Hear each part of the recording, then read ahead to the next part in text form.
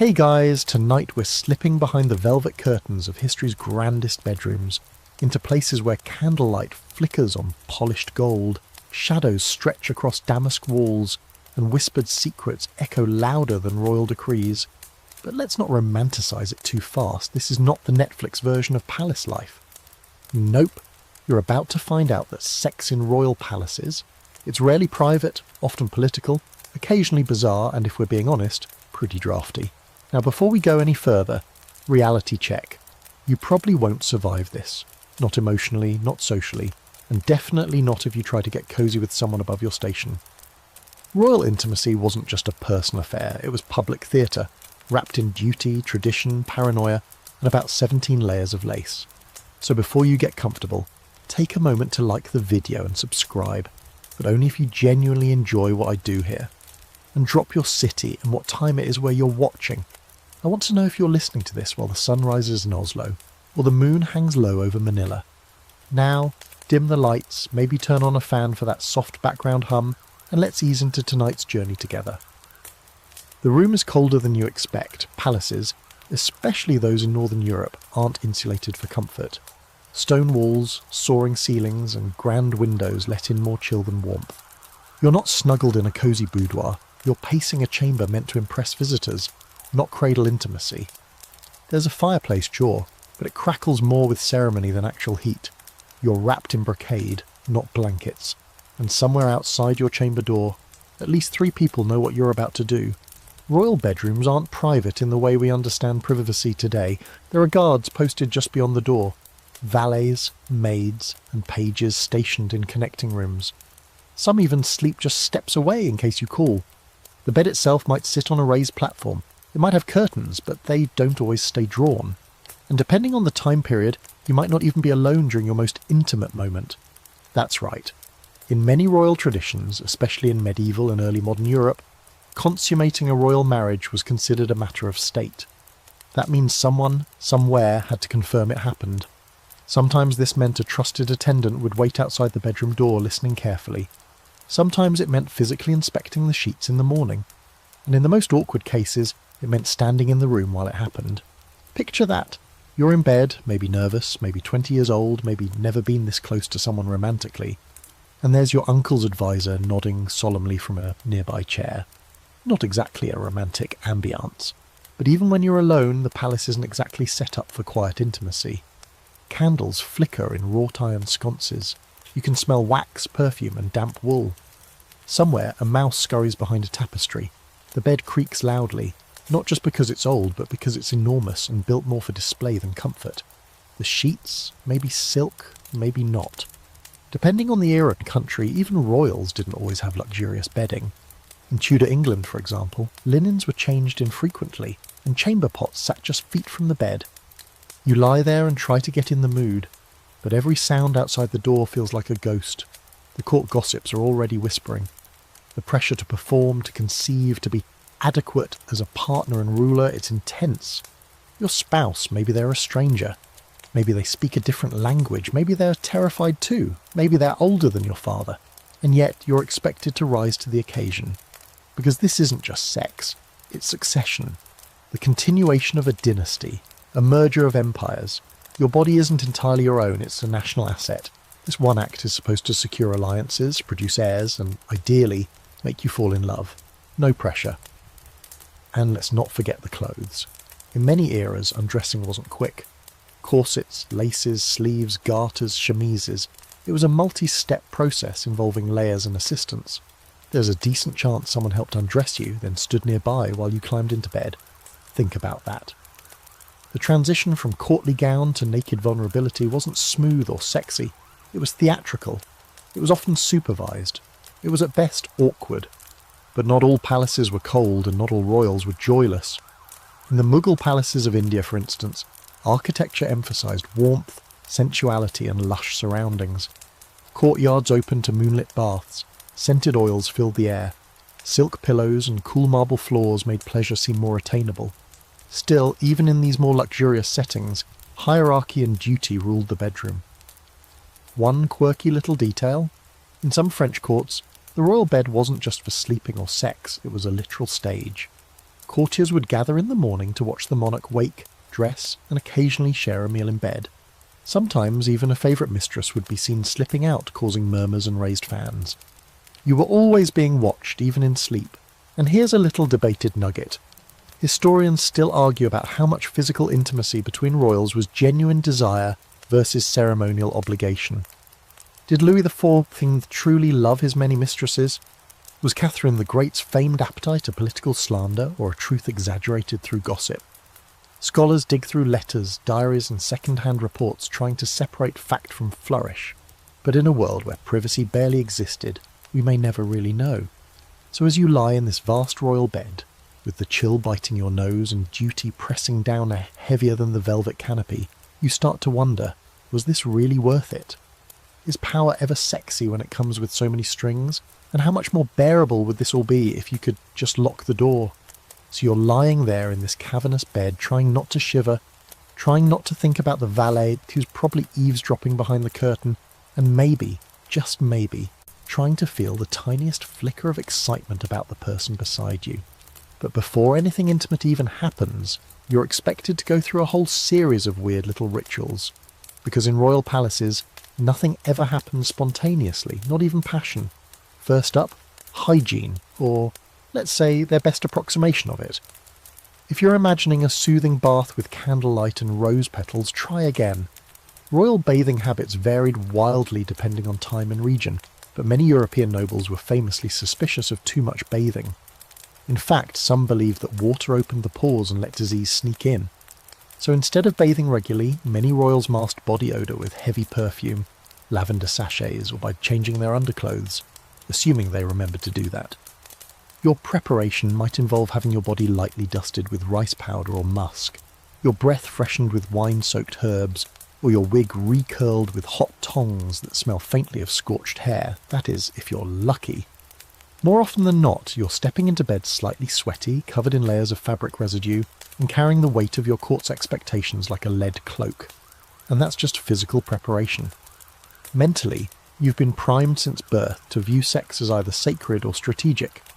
Depending on where and when you are, you might have prayed before entering the bedchamber. In 17th century Catholic courts, confessors often instructed newlyweds to ask for divine blessing before consummation. Some took this very seriously, turning what should have been a tender moment into something tinged with guilt and obligation. But it wasn't all doom and incense. Some courts leaned into sensuality in a big way. Think Ottoman harems, where rituals were designed to prolong anticipation. You might be bathed in rosewater, massaged with perfumed oils, dressed in embroidered silk, and taught the art of teasing glances. There was a whole system to it, ritual, choreography and anticipation, all culminating in a delicate balance of performance and pleasure. That said, the women in these spaces weren't always free agents. Concubines, consorts and even favoured wives often had to compete for affection like courtiers battling over policy. And let's not ignore astrology. Yeah, that's right. Before slipping between those embroidered sheets, some royals consulted the stars. Court astrologers were often asked to determine the most auspicious day and hour for conceiving an heir. If the moon wasn't in the right house, better wait until Thursday. One French nobleman once refused to sleep with his wife for an entire month because Mars was misaligned. You can imagine how well that went over. Speaking of pressure, this whole moment is probably being reported somewhere. In some courts, especially during royal weddings, officials would log the date and time of consummation. Why? Because if there were any future disputes over heirs, everyone wanted receipts. In England, during the Tudor era, nobles could be summoned to sign declarations that the marriage had been fulfilled, even if they weren't present to witness it. Rumours still buzz around the question of whether Henry VIII's marriage to Anne of Cleves was truly consummated, or if he just found her unattractive and made up an excuse to wiggle out of it. Spoiler, the official records don't help much. Meanwhile, you've got people nervously pacing the outer chambers, waiting for news. Maids are prepared to gather the linens in the morning, looking for proof in the form of blood. Midwives might even be summoned weeks later to evaluate the bride's body for signs of activity. It's surveillance, not seduction. And here's the kicker, many of these rituals were less about the couple and more about the public. In early medieval France and parts of Spain, the royal marriage wasn't considered complete until the bride was undressed and led to the bed by female witnesses, while male witnesses escorted the groom. They didn't stay for the act, but they waited outside and everyone expected to hear something, movement, laughter, maybe even applause. If you have ever had stage fright, imagine that, but with a kingdom's future at stake. Now let's zoom out a bit and touch on a lesser known but deeply odd tradition, the fertility relics. In certain Catholic courts, childless royals were encouraged to sleep with sacred objects nearby, bones of saints, vials of holy oil, or even letters believed to be written by apostles. One Spanish queen allegedly kept a finger bone under her pillow, hoping for divine intervention. The effectiveness, questionable, the creep factor, off the charts. Of course, historians argue about how seriously these rituals were taken. Some suggest they were more symbolic, a kind of ceremonial insurance policy. Others believe that these practices genuinely reflected the deep-seated fears and hopes of royalty, especially when dynasties hung by a thread. After all, if you couldn't produce an heir, everything, titles, alliances, even peace treaties could fall apart. And let's not ignore the emotional toll. Behind all the pomp and perfume, you're a person being asked to blend desire with diplomacy. You might be young and terrified. You might be older and tired of playing the game. You might feel nothing at all for the person beside you. And yet the rituals carry on.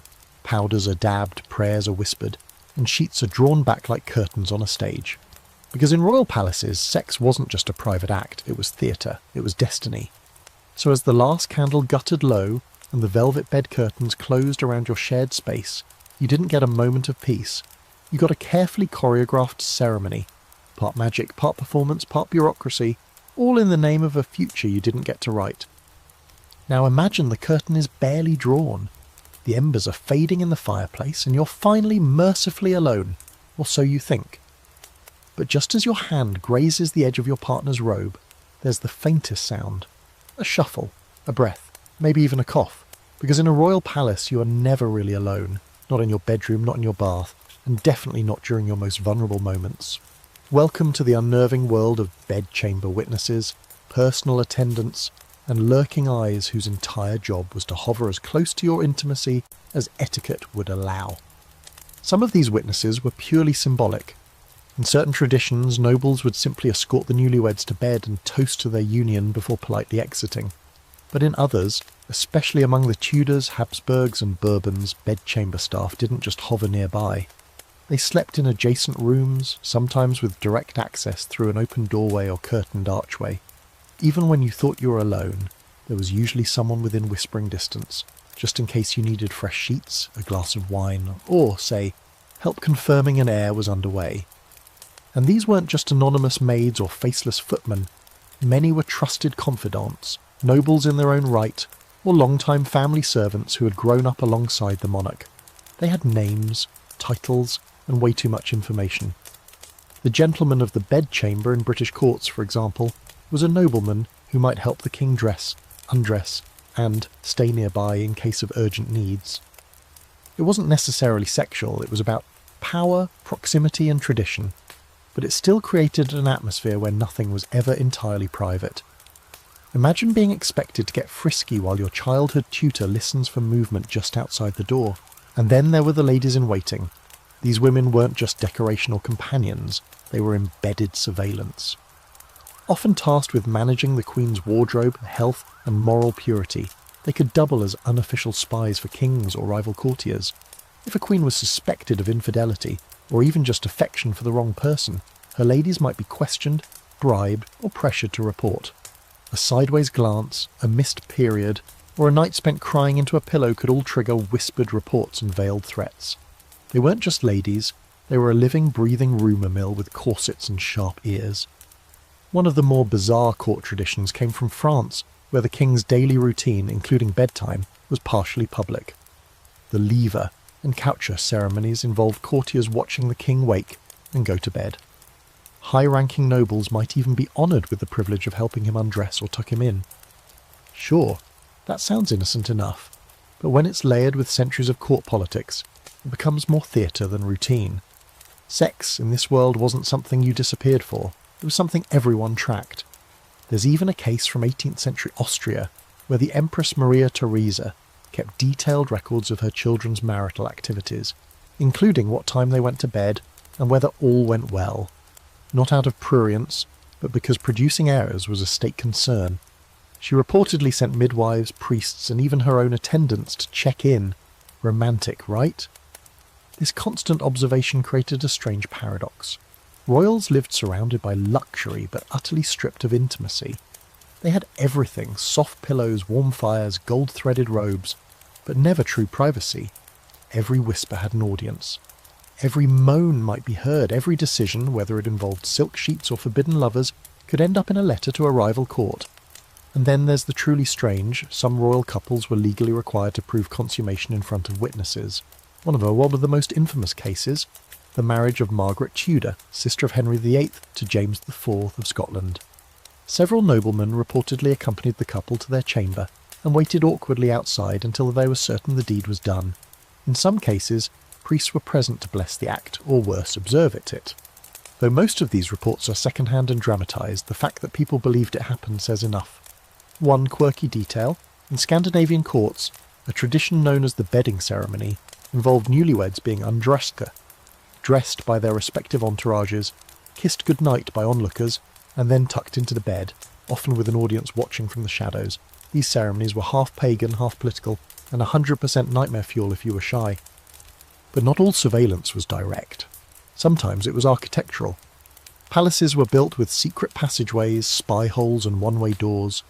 In places like Hampton Court or Fontainebleau, certain corridors allowed staff and occasionally enemies to move unseen between bedrooms, galleries, and meeting rooms. If someone wanted to know who visited your chamber late at night, they didn't need a guard. They needed a secret staircase. Historians still debate how much of this was real versus exaggerated. Some scholars argue that the most invasive customs faded by the 10th century, replaced by more symbolic gestures. Others believe the culture of surveillance remained deeply entrenched, just hidden behind layers of etiquette and ritual. Either way, the result was the same: an atmosphere of constant tension, where passion lived under the microscope and privacy was a fleeting illusion. For royals, sex was never just about desire. It was always entangled with politics, duty, and reputation. And when you're never alone, when eyes and ears follow your every move, it's no wonder so many monarchs turn to secret lovers, hidden letters, and midnight rendezvous, because even kings and queens need a moment that belongs only to them. So you lie there in your gilded bed, the curtains drawn, the fire low, your breathing barely audible. And somewhere in the dark, a servant shifts their weight on the stone floor, a page scribbles in a ledger, and the walls, those opulent, echoing walls, listen. It's one thing to say royal sex was political, but what that really means comes sharply into focus when you learn that sometimes people were expected to perform it like a contract signing, with all the formality and none of the spontaneity. Because in the glittering world of crowns and coronets, consummation wasn't just encouraged, it was required, recorded, and occasionally witnessed by a roomful of officials. Seriously, you're expected to prove your marriage is legit, not just with a wedding ring, but with physical confirmation. Welcome to the truly uncomfortable realm of publicly verified sex. Take a deep breath, because this is the part where your body is no longer your own. It's a tool of diplomacy now. You've just married into a powerful house, maybe Habsburg, maybe Bourbon, maybe a Scandinavian dynasty with too many consonants, and your union represents the fusion of two nations, two fortunes, or two bloody centuries of political feuding. Everyone's watching. Well, not during, hopefully, but what happens behind your bed curtains will have ripple effects across the continent. In some especially intrusive traditions, the newlyweds were escorted by a full entourage to the bedroom. The bedding ceremony wasn't symbolic fluff, it was serious business. In medieval and early modern England, France and Scotland, officials actually accompanied the couple to bed. A bishop might stand at the foot of the bed and bless the union.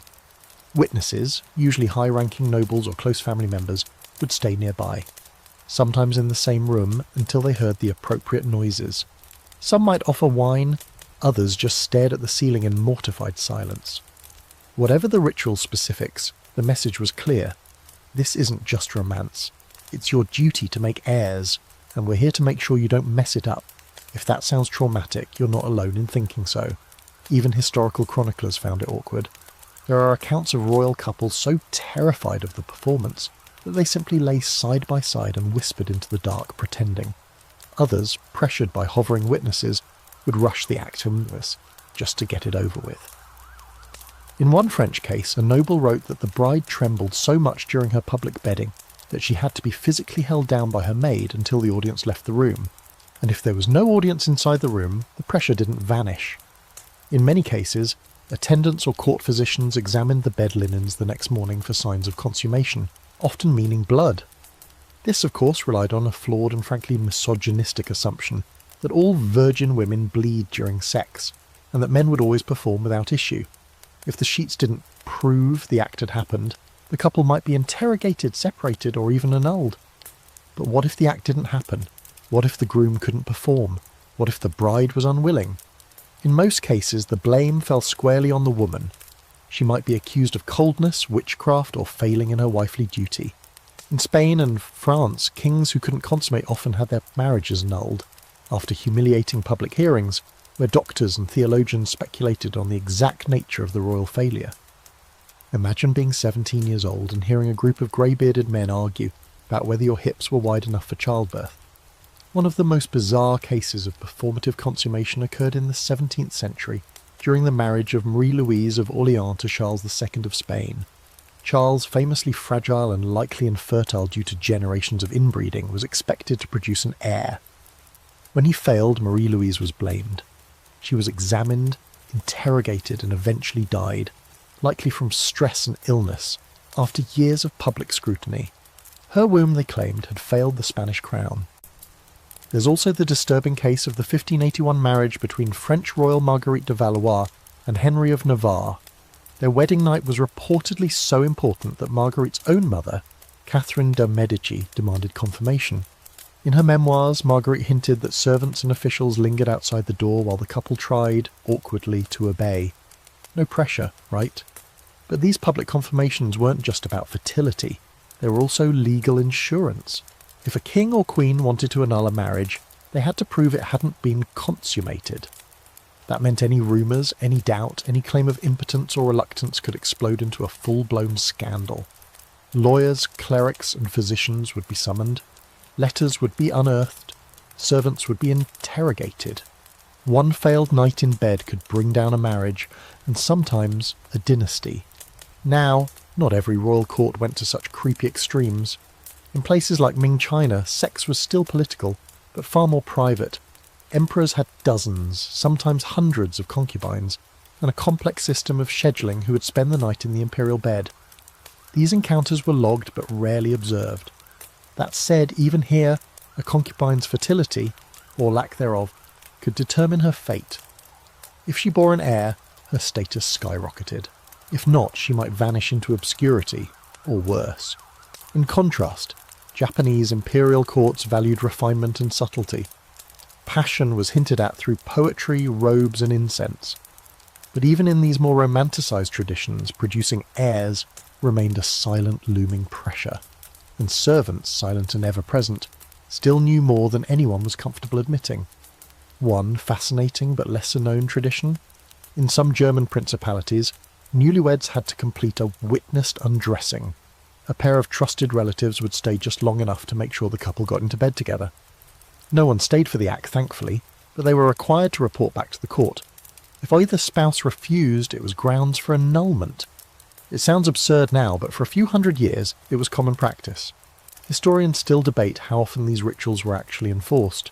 Some suggest the most extreme versions were rare, reserved for especially important unions. Others argue that they were widespread but stylized, meant more to intimidate than actually verify.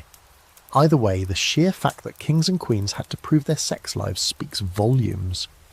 You, lying under those heavy tapestries, feel none of the heat and all of the weight. This isn't just a personal experience, it's a diplomatic mission with body parts. One misstep and your lineage, your land, your honour could unravel. The stakes are high, the audience is waiting. And somewhere someone is already writing down what they think happened tonight, whether they were in the room or not. The moment you reach for each other under the canopy of brocade, a fresh complication reveals itself: furniture. Specifically, the royal bed. It's not just a bed, it's a throne in disguise, a stage, a symbol, and a colossal creaky structure that's more about being seen than slept in. This thing has 4 towering posts, layers of embroidered hangings, a frame carved with family crests, and enough velvet to smother a lesser noble. You don't just climb into it, you ascend. And that sets the tone for what's about to happen. Even in intimacy, you're still performing a role. The royal bed was never built for comfort. Its sheer height meant that you'd need a footstool or even a stepladder to get in. Some monarchs, particularly in France and England, had beds so elevated and ornate they were basically ceremonial furniture. Louis XIV's bed at Versailles. That thing had its own daily ritual. Courtiers gathered to watch him wake up, get dressed, and even be tucked in. So while you might want to imagine a cosy night of quiet connection, you're actually dealing with a mattress that groans like a sea ship, sheets that scratch like sandpaper, and a physical space engineered to impress guests, not cradle lovers.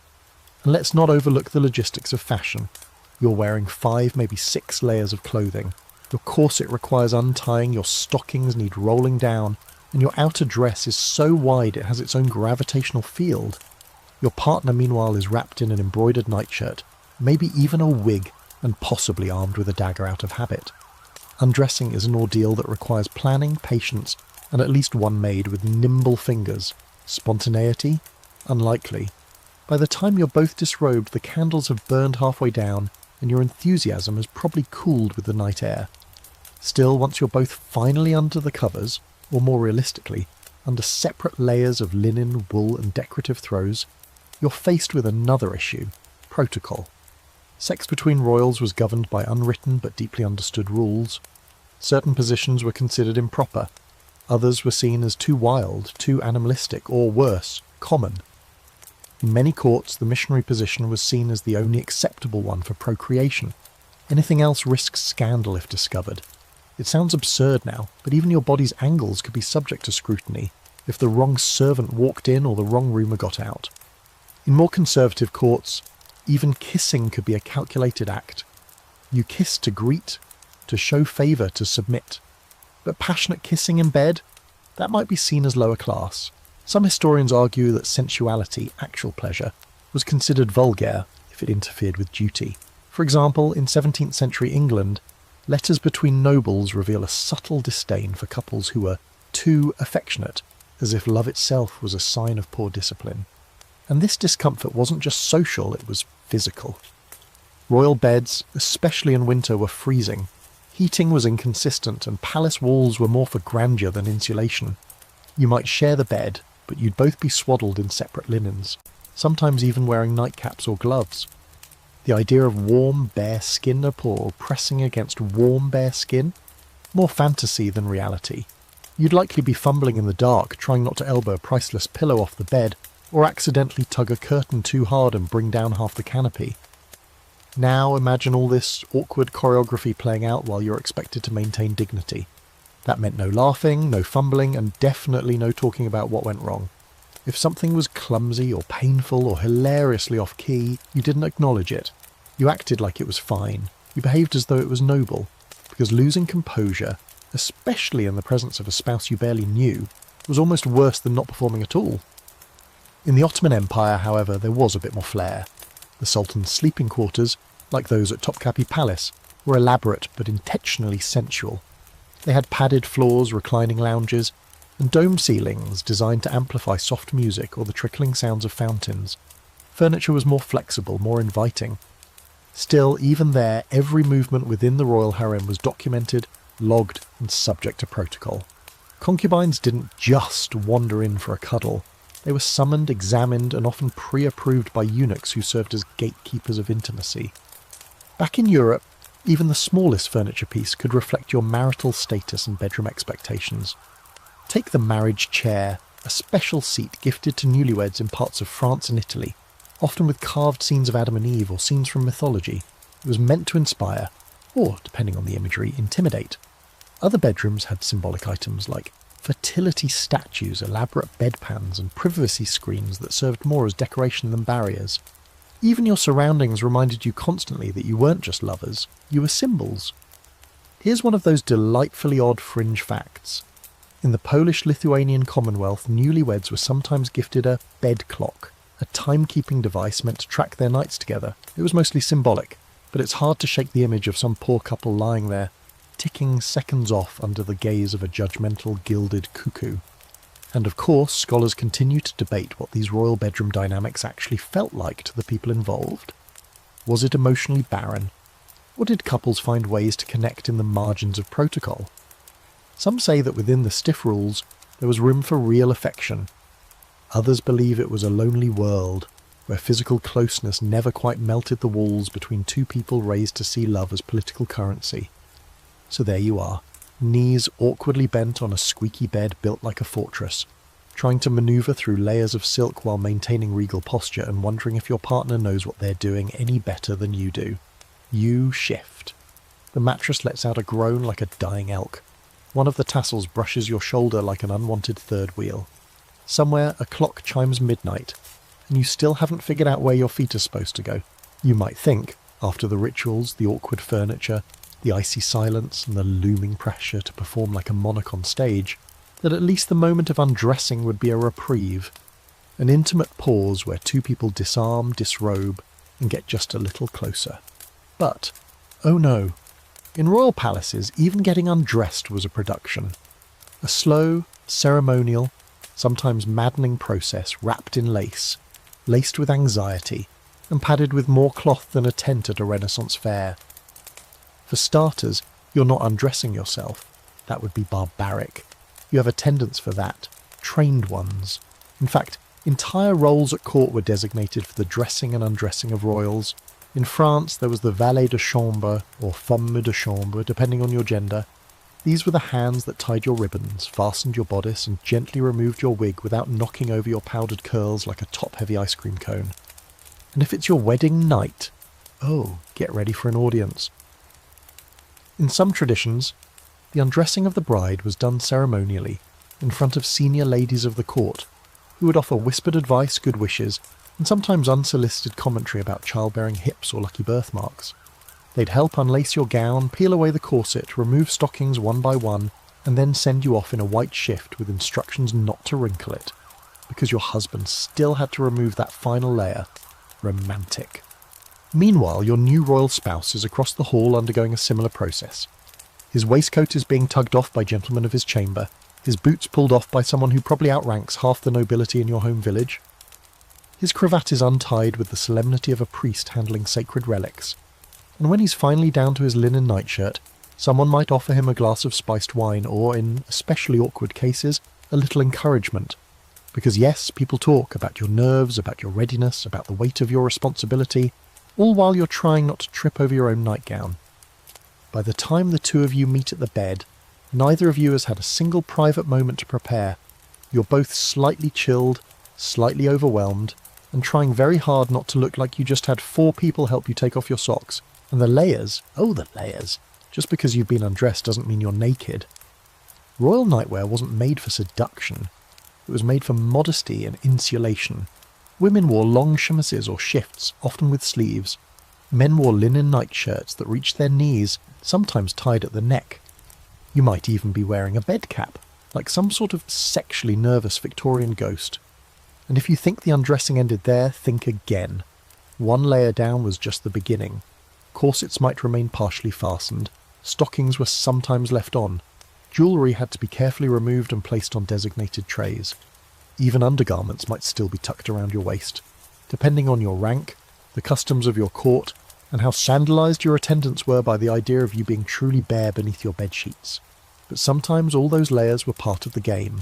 At Versailles, where appearance was everything and the line between power and flirtation was razor thin, even the act of undressing could become flirtatious performance.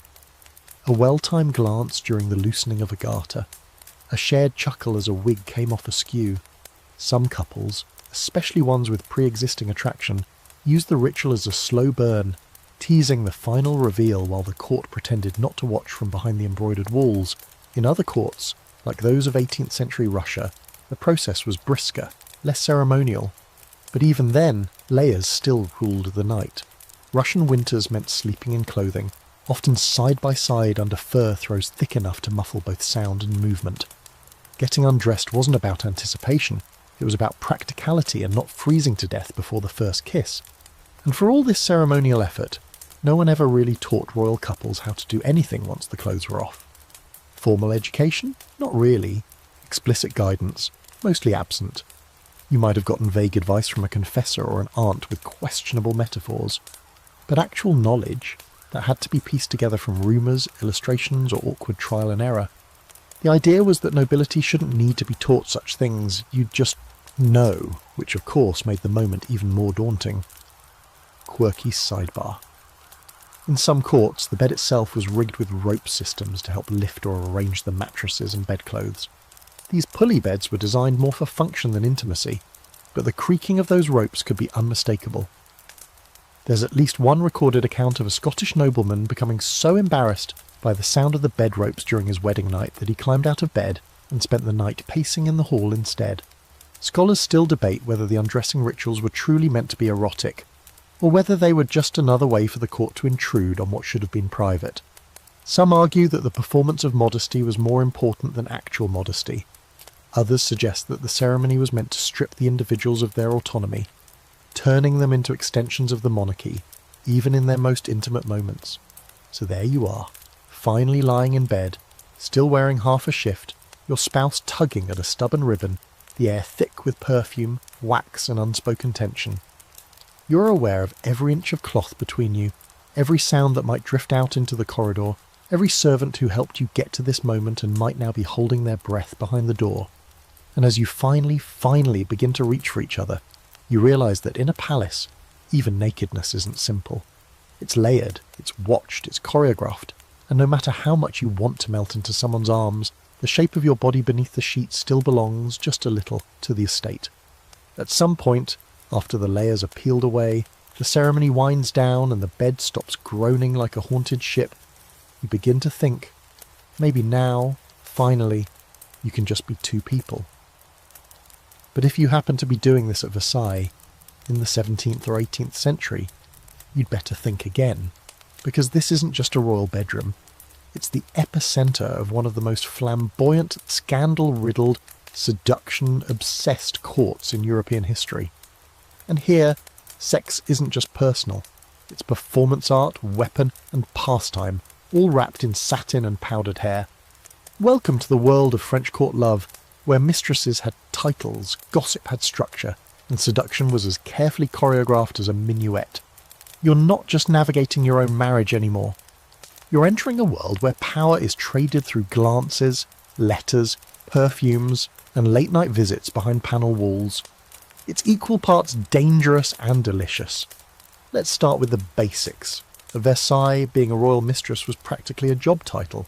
In fact, the role was so established that there was a term for the official one, maîtresse en titre. She had apartments in the palace, staff, carriages, and access to the king at all hours. She also had enemies, many of them, but her influence was undeniable. A successful mistress could sway foreign policy, get her relatives promoted, and introduce artists and poets into the royal circle, and it all started with a single look across a ballroom.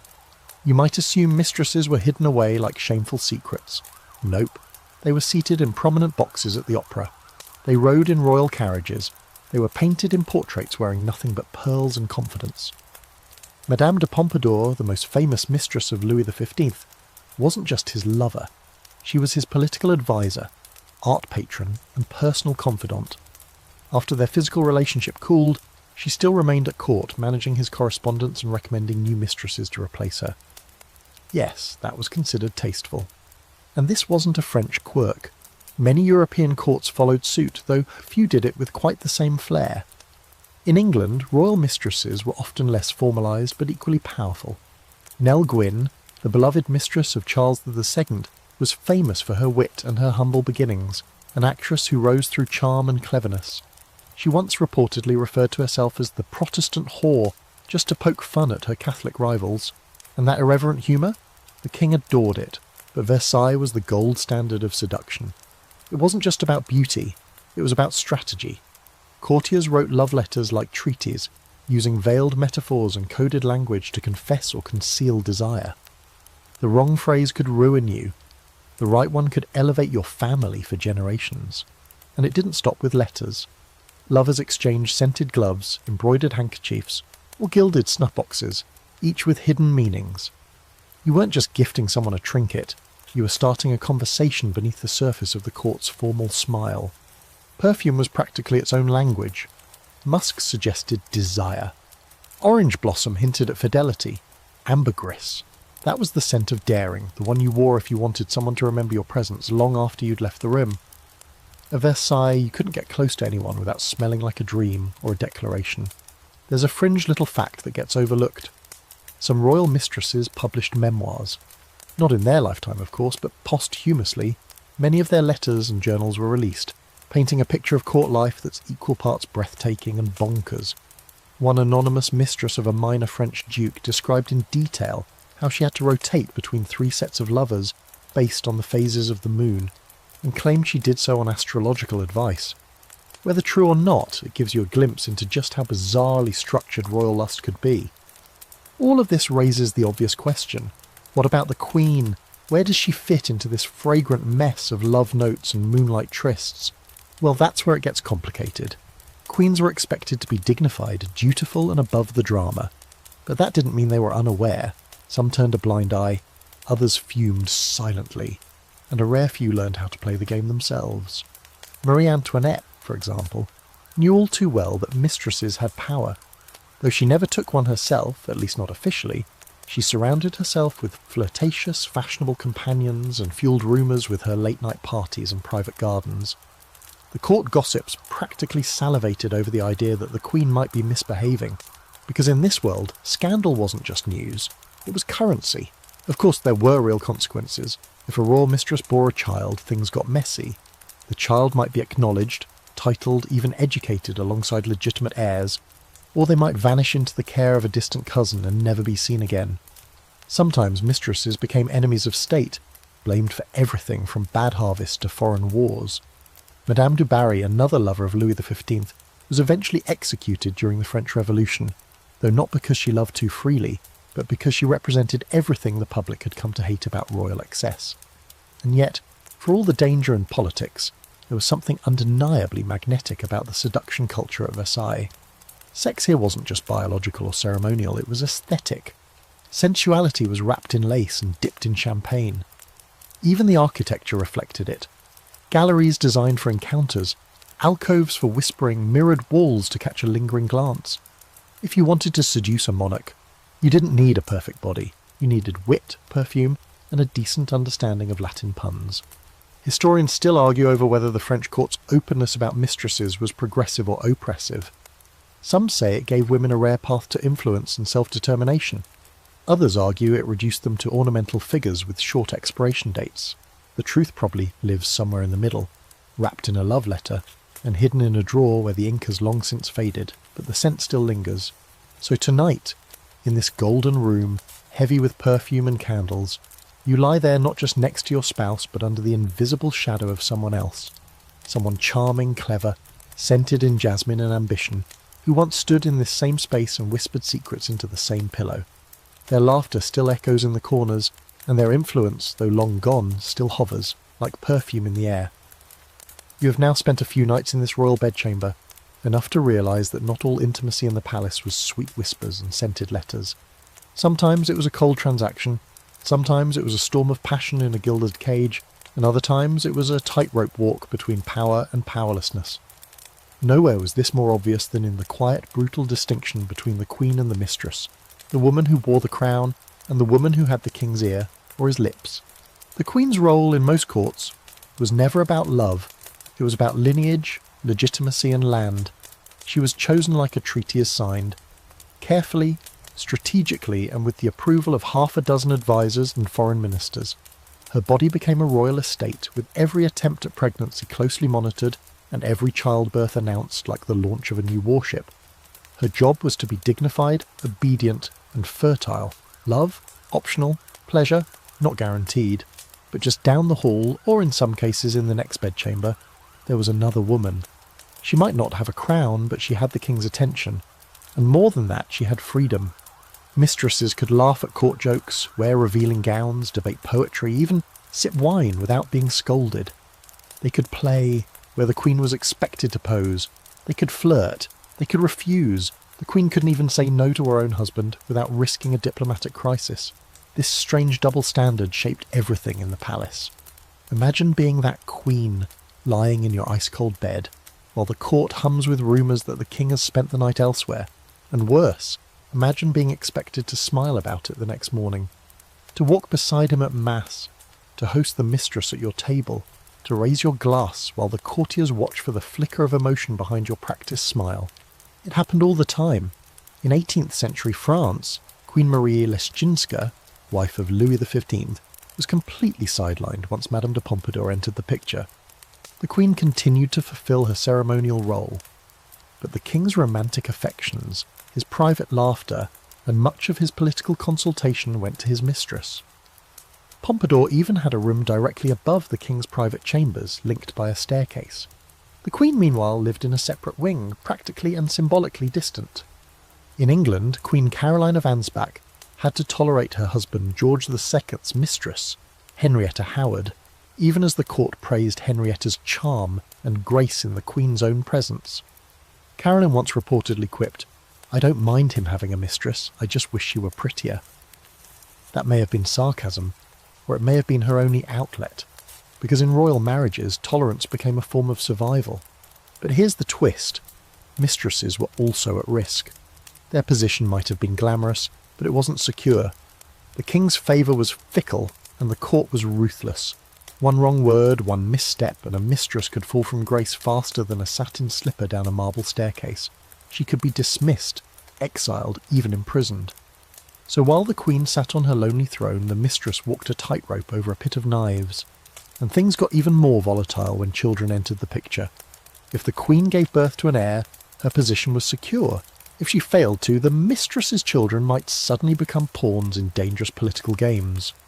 In some cases, royal bastards were given titles, lands, and even roles in succession lines, especially when the legitimate line looked shaky.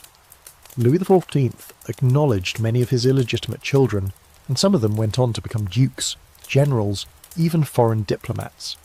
It infuriated traditionalists and thrilled ambitious mistresses who saw motherhood as their ultimate trump card. Of course, there were rare exceptions where queens found love, or at least amusement, outside their marriages. Catherine the Great of Russia had a string of lovers, some openly kept in luxurious apartments, others rotated out like royal appointments. Her court accepted it, even expected it, but she was the exception, not the rule. For most queens, the double standard remained ironclad. A king with lovers was virile. A queen with lovers was a threat. One bizarre but true tale comes from the court of Spain, where Queen Isabella II was rumoured to have taken multiple lovers due to her husband's widely suspected disinterest in women. While historians still debate the truth of those rumours, what stands out is how quickly whispers of a queen's sex life became state gossip, while a king's affairs were barely footnotes. Even more fascinating and more tragic are the documented friendships between queens and mistresses. Sometimes they got along, sometimes they even needed each other. Madame de Maintenon, for example, began her time at court as Louis XIV's mistress, and eventually became his secret wife, possibly even marrying him in a clandestine ceremony. She advised him on matters of state and morality, and maintained a respectful relationship with his children from previous relationships, the queen in that situation already dead. The coexistence of queen and mistress wasn't just a matter of etiquette, it was a dance of influence. Who sat closer at dinner? Who got the first look at the king's decrees? Who whispered in his ear before a major decision? The queen had the title, but the mistress had his attention, and sometimes that was worth more. Historians still argue about which role held more power. Was the queen's position, with all its constraints, actually more influential in the long run? Or did mistresses, in their fleeting reigns, have more sway over the monarch's heart, and therefore the direction of the kingdom? There's no clear answer, just layers of laced jealousy and calculated smiles. So tonight, as you sit in your bedchamber, you think about her, the other woman. Maybe you're the queen, rehearsing your smile for tomorrow's court appearance, or maybe you're the mistress, wondering how long the king will keep choosing your door over hers. Either way, the palace has made you two halves of a single fractured story, one official, one whispered, and both completely visible to everyone but yourselves. The moment you become royalty, whether by birth or by marriage, your body becomes a vessel, and not in some poetic hearts and flowers way. No, we're talking about a full-blown, state-monitored, fertility-mandated human womb with a crown situation. Because producing an heir isn't just a personal milestone, it's your #1 job. Welcome to the unnerving world of royal fertility, where sex isn't just about desire or pleasure, it's about legacy, about dynasty, about cold clinical reproduction under pressure, sometimes without a shred of romance in sight. Let's not sugarcoat it. The pressure to conceive was brutal. The very survival of empires hung on whether or not a royal couple could manage to produce a healthy male baby, or a few spares, just in case. The minute your wedding veil comes off, you're no longer a blushing bride or a nervous groom. You are now, quite literally, a national investment, and the interest is due every month. Courts didn't wait patiently for baby news. Oh no. Everyone from advisors to midwives to your distant cousin twice removed had opinions. The Queen's menstruation, or lack thereof, became regular palace gossip. Miss a cycle, and half the court started knitting. Show signs of stress or fatigue, and servants exchanged glances in the hallways. If it turned out to be a false alarm, the disappointment was tangible, sometimes even recorded in official ledgers. And forget privacy. Royal pregnancies were public affairs from the second a bump appeared. In some courts, queens were expected to give birth in front of witnesses, yes, actual people standing nearby to ensure everything was done properly, and that no baby switching or air forging occurred. In France, the Queen's delivery room was often open to select members of the court. In England, it was a little more discreet, but not by much. In 1688, Queen Mary of Modena gave birth to James Francis Edward with more than 50 people present to confirm it was really her baby. So if you thought hospital delivery was stressful, imagine being in labour while 5 dukes and a cardinal hover at your bedside. The pressure wasn't just to conceive, it was to do it quickly, ideally within the first year of marriage. If no pregnancy appeared, royal couples were often subjected to medical evaluations, prayers, and, occasionally very awkward, bedroom interventions. Yes, that's exactly what it sounds like. Advisors suggesting changes to your technique, recommending herbs, or even sending in clergy to offer spiritual counselling. The idea of letting a couple figure things out privately? Not a thing. Sometimes the king would be blamed, sometimes the queen, but most often suspicion fell on the woman. She was the one whose body carried the baby, so if nothing was happening, clearly she must be at fault. Never mind if her husband was 70, syphilitic, or more interested in falconry than foreplay. The blame, more often than not, landed on the woman's lap, and her womb. That said, the royal obsession with fertility also led to some seriously strange practices.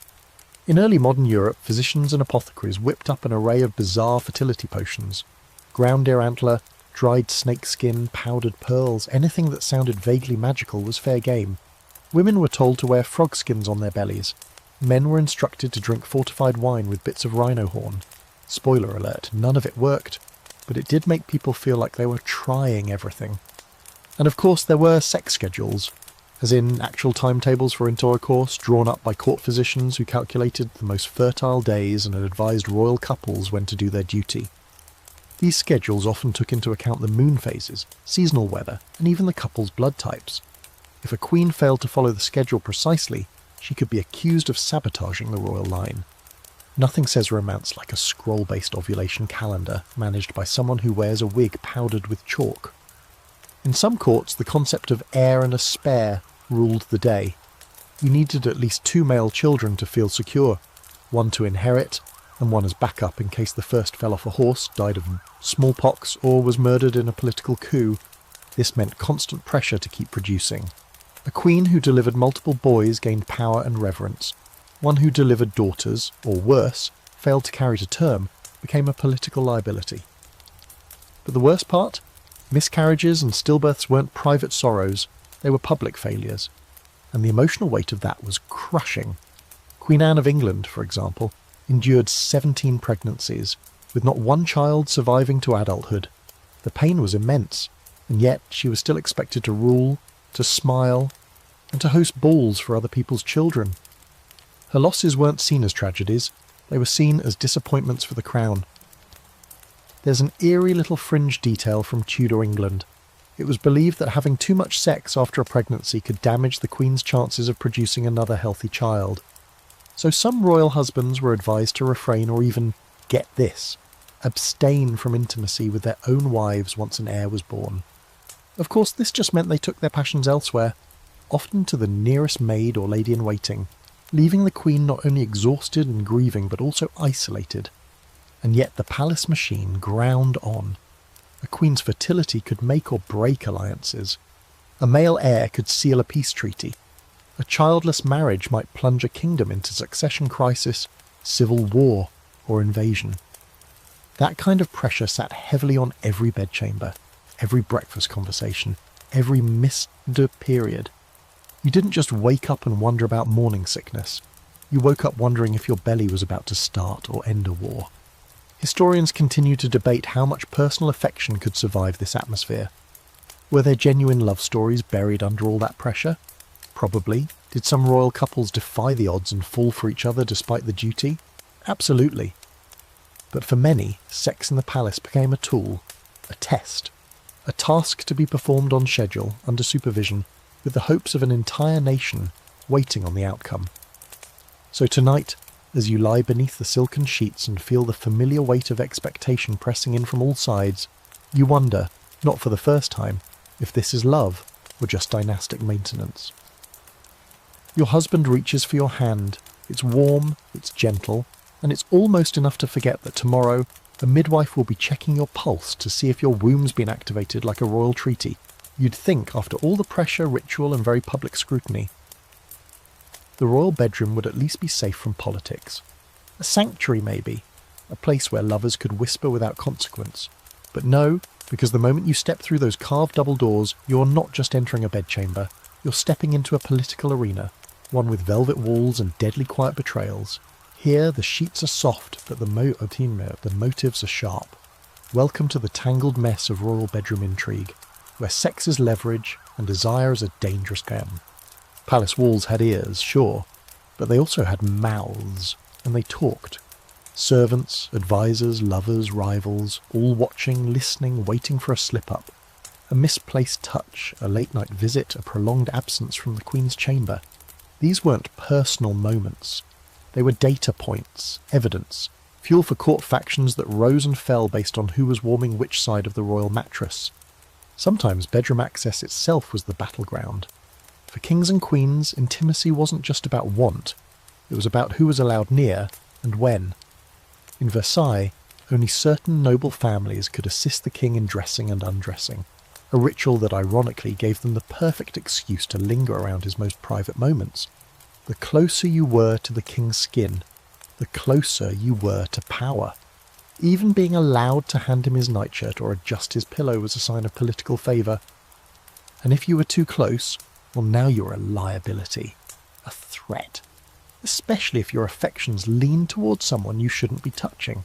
Secret affairs between nobles could derail marriages, upend alliances, even spark military conflicts. One of the more famous cases? The affair between Queen Caroline Matilda of Denmark and the royal physician Johann Struensee in the 1770s.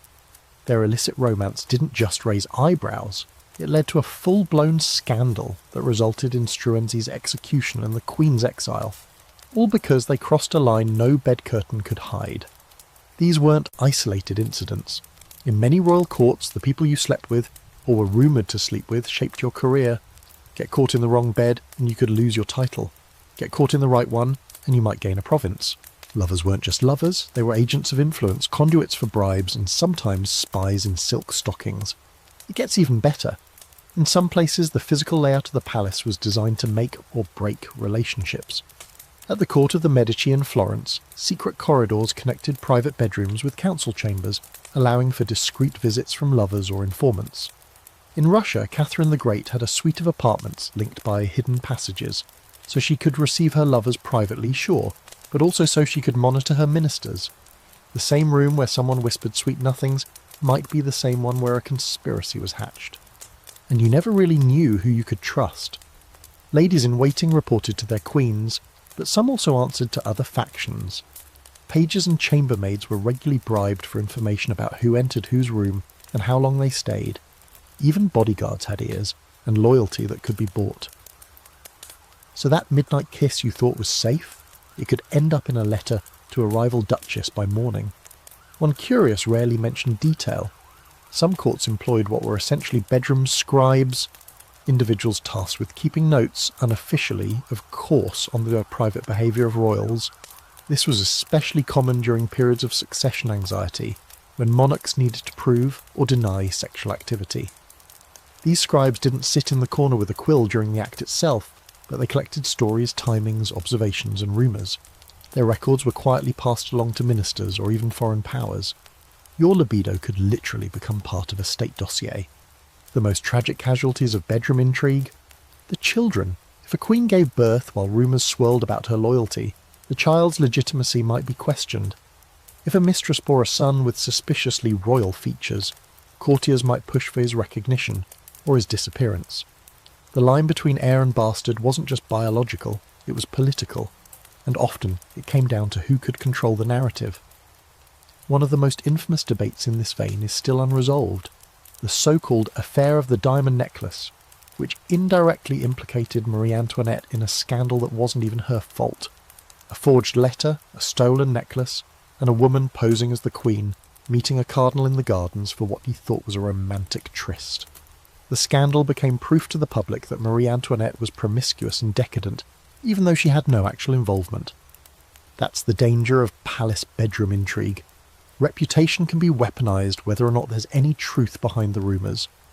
Some historians believe that entire wars were delayed or accelerated because of bedroom politics. If a king was particularly enchanted with a certain lover, he might side with that lover's homeland. If he fell out with a mistress tied to a foreign court, diplomatic relations could sour overnight. There are whispers that Louis XV delayed certain military actions to please Madame de Pompadour, and Catherine de Medici is said to have manipulated France's civil wars through subtle manipulations of her sons' love lives. Fringe fact of the night? There are rumours, likely exaggerated but fun, that Venetian ambassadors kept a coded journal of every known affair at the French court, tracking who slept with whom like a geopolitical sex map. It was a form of espionage dressed up as gossip. Think Game of Thrones, but everyone's wearing wigs and powdered lace. And yet, in all this scheming, it was easy to forget the emotional wreckage left behind. Genuine love affairs were often crushed under political pressure. Forbidden romances ended in exile or execution, and even the most powerful monarchs weren't immune to heartbreak. A queen might weep into her pillow after her husband's betrayal. A mistress might age out of favour and find herself alone in a cold, distant manor, her name slowly erased from the records. So tonight, lying in your ornate bed, you don't just worry about passion, you worry about perception, about secrets leaking through silk sheets, about footsteps in the hallway that signal either a lover or a traitor. Your chamber isn't a sanctuary, it's a chessboard, and whether you realise it or not, someone's already made the next move. Eventually, amid all the politics and performance, you realise something's missing, something almost everyone wants, but few in the palace ever get to enjoy: genuine attraction, that flutter in your chest, the heat behind a glance, the kind of pull that can't be orchestrated by diplomats or arranged through strategic bloodlines. Because as much as royal sex was about heirs and alliances, it was also occasionally gloriously unpredictably about seduction. Real, messy, heart-thudding, body-tingling desire. And when that happened behind palace walls, it wasn't always subtle. Seduction in a royal court was never straightforward. You couldn't just say, "Hey, nice doublet, want to go for a walk?" No, you had to play the game. There were rules, layers, rituals, and often a whole orchestra's worth of flirtation techniques finely tuned to each court's sensibilities. The Spanish preferred wordplay. The French, well, they perfected it. The Italians added poetry, music, and secret hand gestures. The English, they awkwardly tried to look charming while pretending they weren't looking at all. So let's say you're interested in someone, maybe a noblewoman or a musician, or, if you're feeling bold, someone of much higher rank. You start with glances, obviously, nothing overt, just lingering eye contact during a dance, a touch of the hand while passing a wine goblet, a few shared smiles in the corridor, but everything you do is being watched, so it's all about plausible deniability. Did she brush your sleeve on purpose, or was it the crowd? Did he compliment your gown, or was it just polite? Every move is a question wrapped in velvet and stitched with risk. And then there's poetry. Letters, verses, cryptic stanzas folded into fans or slipped beneath chamber doors. In the French court, it became almost a language of its own. The king might write a sonnet and send it via a servant who pretends to be delivering candied plums. A lady might respond with a pressed flower, its scent saying more than any written reply. In Catherine de' Medici's court, lovers spoke through colour-coded clothing. Wearing a certain shade of blue might mean I'm thinking of you. Crimson could mean tonight, or in some circles, run. Perfume was a seduction tactic all on its own. In Versailles, entire industries were devoted to concocting signature scents for the elite. A musk laced with vanilla and amber might tell a man you're warm, passionate, and just a touch scandalous. A light citrus might suggest innocence and flirtation. Lovers would swap perfumes, letting their scent linger on one another's skin like a promise. And because everything in the palace was so heavily scented, candles, pillows, wigs, fans, these olfactory messages were both powerful and intimate. One breath could undo a week of restraint. Furniture played a role too, strangely enough. Certain chairs were designed for intimate conversations, low-backed, close-set, with curving arms that let knees almost touch. Secret alcoves and curtained corners became whispering posts, little nooks tucked behind tapestries or just beyond the glow of the chandelier. Some palaces even had designated conversation rooms, not for official business, but for unofficial everything else. They smelled of wax, sweat and anticipation. Of course there were times when seduction jumped straight over subtlety and dove into extravagant gesture.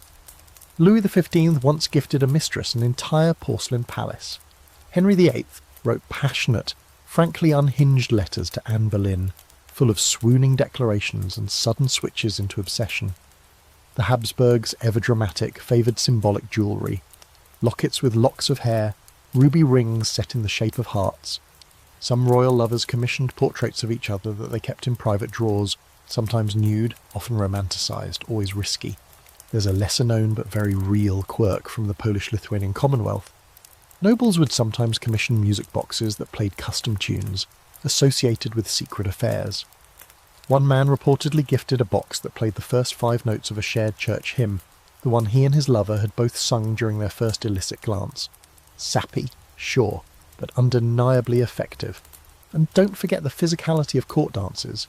These weren't just social events, they were playgrounds of chemistry. Every twist and turn, every partnered whirl and brush of fingertips was a chance to test the waters. There was etiquette, of course. Don't linger too long, don't step too close. But everyone broke the rules just enough to say, I'm here, I see you, do you see me back? Still, even with all these tools of seduction, courtly love remained a minefield. If you aimed too high and failed, you could be banished. If you seduced the wrong person's spouse, you might wake up to find your inheritance revoked or your bedroom door nailed shut. Even just being accused of inappropriate behaviour could unravel your life. So each flirty glance, each scented glove, each cryptic line of poetry carried high stakes. This wasn't high school, it was high court, and yet when it worked, it worked. There are stories of couples who navigated all the rules and restrictions to find real fiery connection. Some letters survive, written in spidery ink, pressed between brittle pages, proving that even under velvet gowns and powdered wigs, people felt the same raw longing we do now. They just had to express it more, creatively. Historians love to debate the effectiveness of these seduction rituals. Were they truly about connection, or were they just elaborate rituals meant to stave off boredom and loneliness in gilded cages? Did people fall in love, or did they just fall into habit? Maybe both, maybe neither. But the art of seduction in royal palaces was real, and it left behind a trail of perfumes, poetry, and whispered promises no one could ever fully erase. So tonight, as you lean against the bed's carved headboard, still tasting wine on your lips and the flicker of candlelight in your eyes, you think of that glance someone gave you at dinner, the one that lasted just a breath too long. You're not sure what it meant, but tomorrow maybe there'll be a flower on your chair, or a note tucked beneath your mirror, or maybe, just maybe, that same glance, longer this time, braver. Eventually the whispers and glances and perfumed notes begin to take on a sharper edge. What was once a harmless flirtation turns secretive, dangerous, maybe exhilarating, because in the royal world, where rules are rigid and appearances matter more than truth, nothing gets the heart pounding like doing something or someone you absolutely shouldn't. Welcome to the secret wing of the palace, the one behind the hidden door down the servant stairs, where forbidden desire waits like a loaded trap. Let's be clear, extramarital affairs weren't exactly rare in royal courts. They were practically expected, but that doesn't mean they were safe. Far from it. A discreet liaison with a minor noble might pass with a wink and a shrug, but sleep with the wrong person, say your husband's brother, your wife's maid, or a foreign ambassador, and you could bring the entire house down. And yet, the more dangerous the affair, the more thrilling it became. So how did royals pull it off? Well, if you were clever, rich and brave, or just in deep denial about the consequences, you started with architecture. Most palaces were riddled with hidden passages, servant corridors, and concealed staircases, originally designed for safety or privacy, but conveniently perfect for midnight rendezvous. Some kings had entire secondary suites just a hallway away from their official chambers, where mistresses could be brought unseen. In Versailles, there's a well-documented network of private back doors that allowed mistresses and lovers to come and go while the public rooms remained quiet and undisturbed. Then there were secret signals, a knock pattern, a candle placed in the window, a coloured ribbon worn on the wrist. It sounds like something out of a romance novel, but these little signs were essential in a world where privacy didn't exist. One wrong move, one missed signal, and a tender moment turned into a court scandal with permanent consequences. And let's talk about the risks, because they were staggering. If you were caught, the fallout could be cruel and immediate. For commoners who caught the eye of a royal, things could go either way, elevation or destruction. Take the story of Jane Shore, mistress to Edward IV of England. She was adored by the king, but after his death she was publicly humiliated and forced to walk through the streets of London in penance. All her beauty and charm meant nothing without the protection of a royal hand. For nobles, the stakes were even higher. An affair could result in exile, annulment, or imprisonment. In some cases, it led to death. The tragic tale of Anne Boleyn looms large here, not just because of her infamous end, but because she represents what happens when personal desire collides with political paranoia. Was she guilty of the affairs she was accused of? Historians still argue, but in the eyes of the court, even the appearance of infidelity could be fatal, and queens weren't exempt. If anything, their affairs were more dangerous.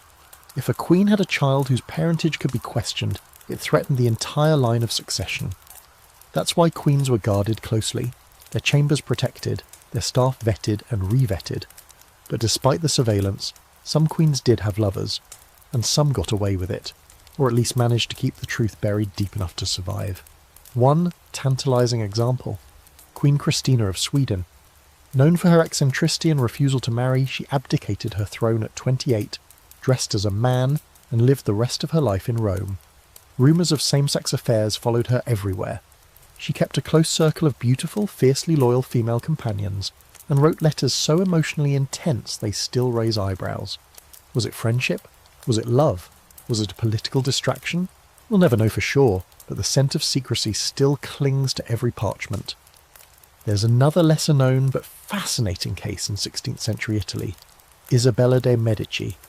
Fiercely intelligent and charming, she allegedly had a long-running affair with a nobleman named Troilo Orsini. When her husband discovered the truth, Isabella was found dead, strangled in her bedchamber. The official story claimed illness. No one believed it. Forbidden desire didn't just risk reputation, it could cost you your life. Of course, not every secret affair ended in tragedy. Some were long-lasting, passionate, even loving. The affair between Augustus the Strong of Saxony and his mistress Anna Constantia was fiery and for a time incredibly influential. She held sway over court appointments, policies and diplomatic relations. But when she fell out of favour, exile, solitude, letters that went unanswered. Because no matter how hot the passion, it only lasted as long as the favour did. And sometimes the danger wasn't political, it was physical. Lovers who met in secret often relied on servants to sneak them through corridors or deliver messages. But servants could be bribed. Some were blackmailed into betraying their employers. Others turned spy just for the thrill of it. So you might be lying in bed, tangled with someone you've risked everything to be with, and still wonder if the candle flickering outside the door means someone's watching, or worse, coming to end it. Despite all this, the palace pulsed with hidden romances. Human desire, after all, doesn't vanish in the face of danger. It adapts. And when it did, it created secret languages, secret meeting places, and secret heartbreaks. People wrote love letters in invisible ink. They tucked coded notes into sleeves. They buried gifts under floorboards and swore their loyalty under painted ceilings no one else ever looked up at. Historians love digging into these hidden affairs, but many details are lost to time. Some lovers were clever enough to leave no trace. Others left behind only whispers. A poem found in a drawer, a locket with no name, a pressed flower that survived 2 centuries, still fragrant enough to make you wonder what kind of love could stay hidden that long. So tonight, as you lie in your too big bed, hearing the creak of footsteps in the hall, you wonder, is someone sneaking away from their own bedchamber to meet a forbidden lover? Is there a kiss happening in the dark while the rest of the court sleeps? Or maybe, just maybe, someone is right now tucking a secret letter beneath your pillow, one that says in only a few carefully chosen words, "Meet me when the candles burn low." By now, you might be wondering how any of this, love letters, moonlit trysts, political marriage arranges wrapped in silk and pressure, could actually lead to babies. You've heard about all the pressure to produce heirs, all the strategic coupling, but what you haven't heard yet is just how weird and wildly wrong most royal-era beliefs about fertility were. Because in those palace bedchambers, where expectation met ignorance, royal sex was shaped not just by politics, but by bad science, superstition, and some truly bizarre medical advice. Let's start with what royals, and their physicians, thought they knew. The human body, according to centuries of popular medical theory, was governed by humours, a delicate balance of heat, moisture, blood, phlegm, bile, and, apparently, nonsense. If a woman's womb was too cold, she couldn't conceive. If a man was overheated, his seed would be weak. Diagnosis often came down to how flushed you looked or what your sweat smelled like. Yes, really. So when conception didn't happen right away, which it often didn't, especially given how little anyone knew about timing or anatomy, the palace started churning out fixes. Aphrodisiacs, tonics, diets, prayers. You might be handed a mixture of honey, cinnamon, and powdered oyster shells, and told to drink it warm while facing east. In England, women were sometimes instructed to rub crushed beetles on their thighs. In France, powdered unicorn horn was believed to increase virility. Too bad unicorns weren't real. And let's not even get started on positioning. Medieval and early modern texts were full of instructions about how to optimize baby making. Women were advised to lie with their hips raised. Men were told to thrust deeply to warm the womb. Some guides insisted that the best position for conception was missionary, because it aligned with God's design, while others went full ancient Greek and said the stars needed to be in the right alignment or the baby would be cursed. Speaking of curses, royal courts were obsessed with magical interference. If a queen failed to conceive, it wasn't just blamed on biology, it might be blamed on a spell. Enemies of the crown, jealous nobles, or even jilted lovers were suspected of hiring witches to curse the royal bed. In 17th century France, the infamous affair of the poisons implicated dozens of nobles, including royal mistresses, in a sprawling scandal involving love potions, hexes, and black masses, all intended to influence the passions of powerful men. One alleged love potion involved powdered toad bones mixed with wine and administered secretly during moments of heightened emotion. Subtle. Of course, none of this addressed the real problems: infertility, genetic issues, untreated diseases, or even simple bad luck. But without modern medicine, royals had no choice but to put their trust in the only people who claimed to understand the mysterious workings of the womb: court physicians. These men, always men, would examine the royal couple and offer diagnoses with the confidence of a magician and the knowledge base of a man who's never seen a uterus. Take, for example, the case of Charles II of Spain. Born of intense inbreeding, he was weak, sterile, and likely infertile from birth. But that didn't stop his court doctors from prescribing him bizarre fertility remedies, including powdered antlers and frequent exposure to sunlight. One even suggested that Charles should sleep with a different woman every night to stimulate the royal seed. No surprise, it didn't work. Then there was poor Louis XVI of France, husband to Marie Antoinette. For years their marriage went unconsummated. Rumours swirled, pamphlets were printed. The couple was ridiculed in salacious caricatures across Europe. The truth? It may have been as simple as a physical condition. Louis may have had phimosis, a painful condition that prevented full intimacy. Eventually surgery, or at least awareness of the issue, helped, and the couple did produce children, but not before they became the most whispered about couple in Versailles. And if things did work out, if a queen became pregnant, Well, then came a whole new list of weirdness. Midwives were called, so were astrologers. People examined the stars to predict the baby's sex, measured the queen's belly for signs of twins, and even used urine tests, literally mixing urine with wine or herbs to determine pregnancy. Yes, that was a thing. Sometimes they'd pluck a strand of the queen's hair and burn it over a candle to see if it curled or straightened. If it curled, the baby was a boy. If it smoked, bad omen. There's a particularly fringe and delightful tidbit from the Polish court. If a queen craved pickled herring during pregnancy, it was believed the baby would be wise and cunning. If she craved sweets, it meant the child would be vain. And if she didn't crave anything at all, the child might be a changeling, a fairy's child swapped in the womb. You can imagine how that played out in an already paranoid court.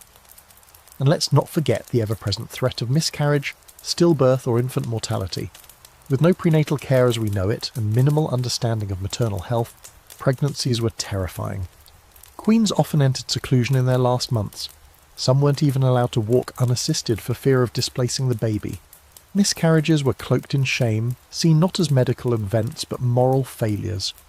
She must have angered God, they'd whisper, or allowed her mind to wander too far from duty. Historians debate how deeply monarchs believed all this, and how much was pageantry, rituals performed because they were expected, not trusted.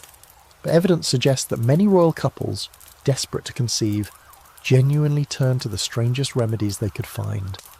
When medicine fails, people don't stop hoping, they just reach further into the shadows. So tonight, as the fire pops in your chamber hearth and you sip your nightly tonic, a mixture of cinnamon, red wine and a dash of powdered opal, you wonder, is this love? Is this here? Is this all just theatre? Or is some part of you still hoping that tomorrow, when the astrologer examines the moon's path and the midwife checks your pulse, she'll smile and whisper that ancient holy word, heir? There's a sudden shift in the air the moment a foreign princess sets foot inside the palace gates. The courtiers bow, the trumpets blare, and everyone smiles just a little too tightly. Because when a new royal consort arrives, plucked from another country, another culture, maybe even another language, she doesn't just bring her name and her dowry.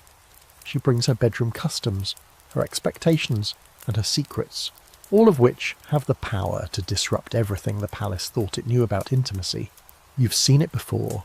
A French-born queen arrives in a stiff Spanish court and proceeds to scandalise half the nobility by, brace yourself, smiling at her husband in public.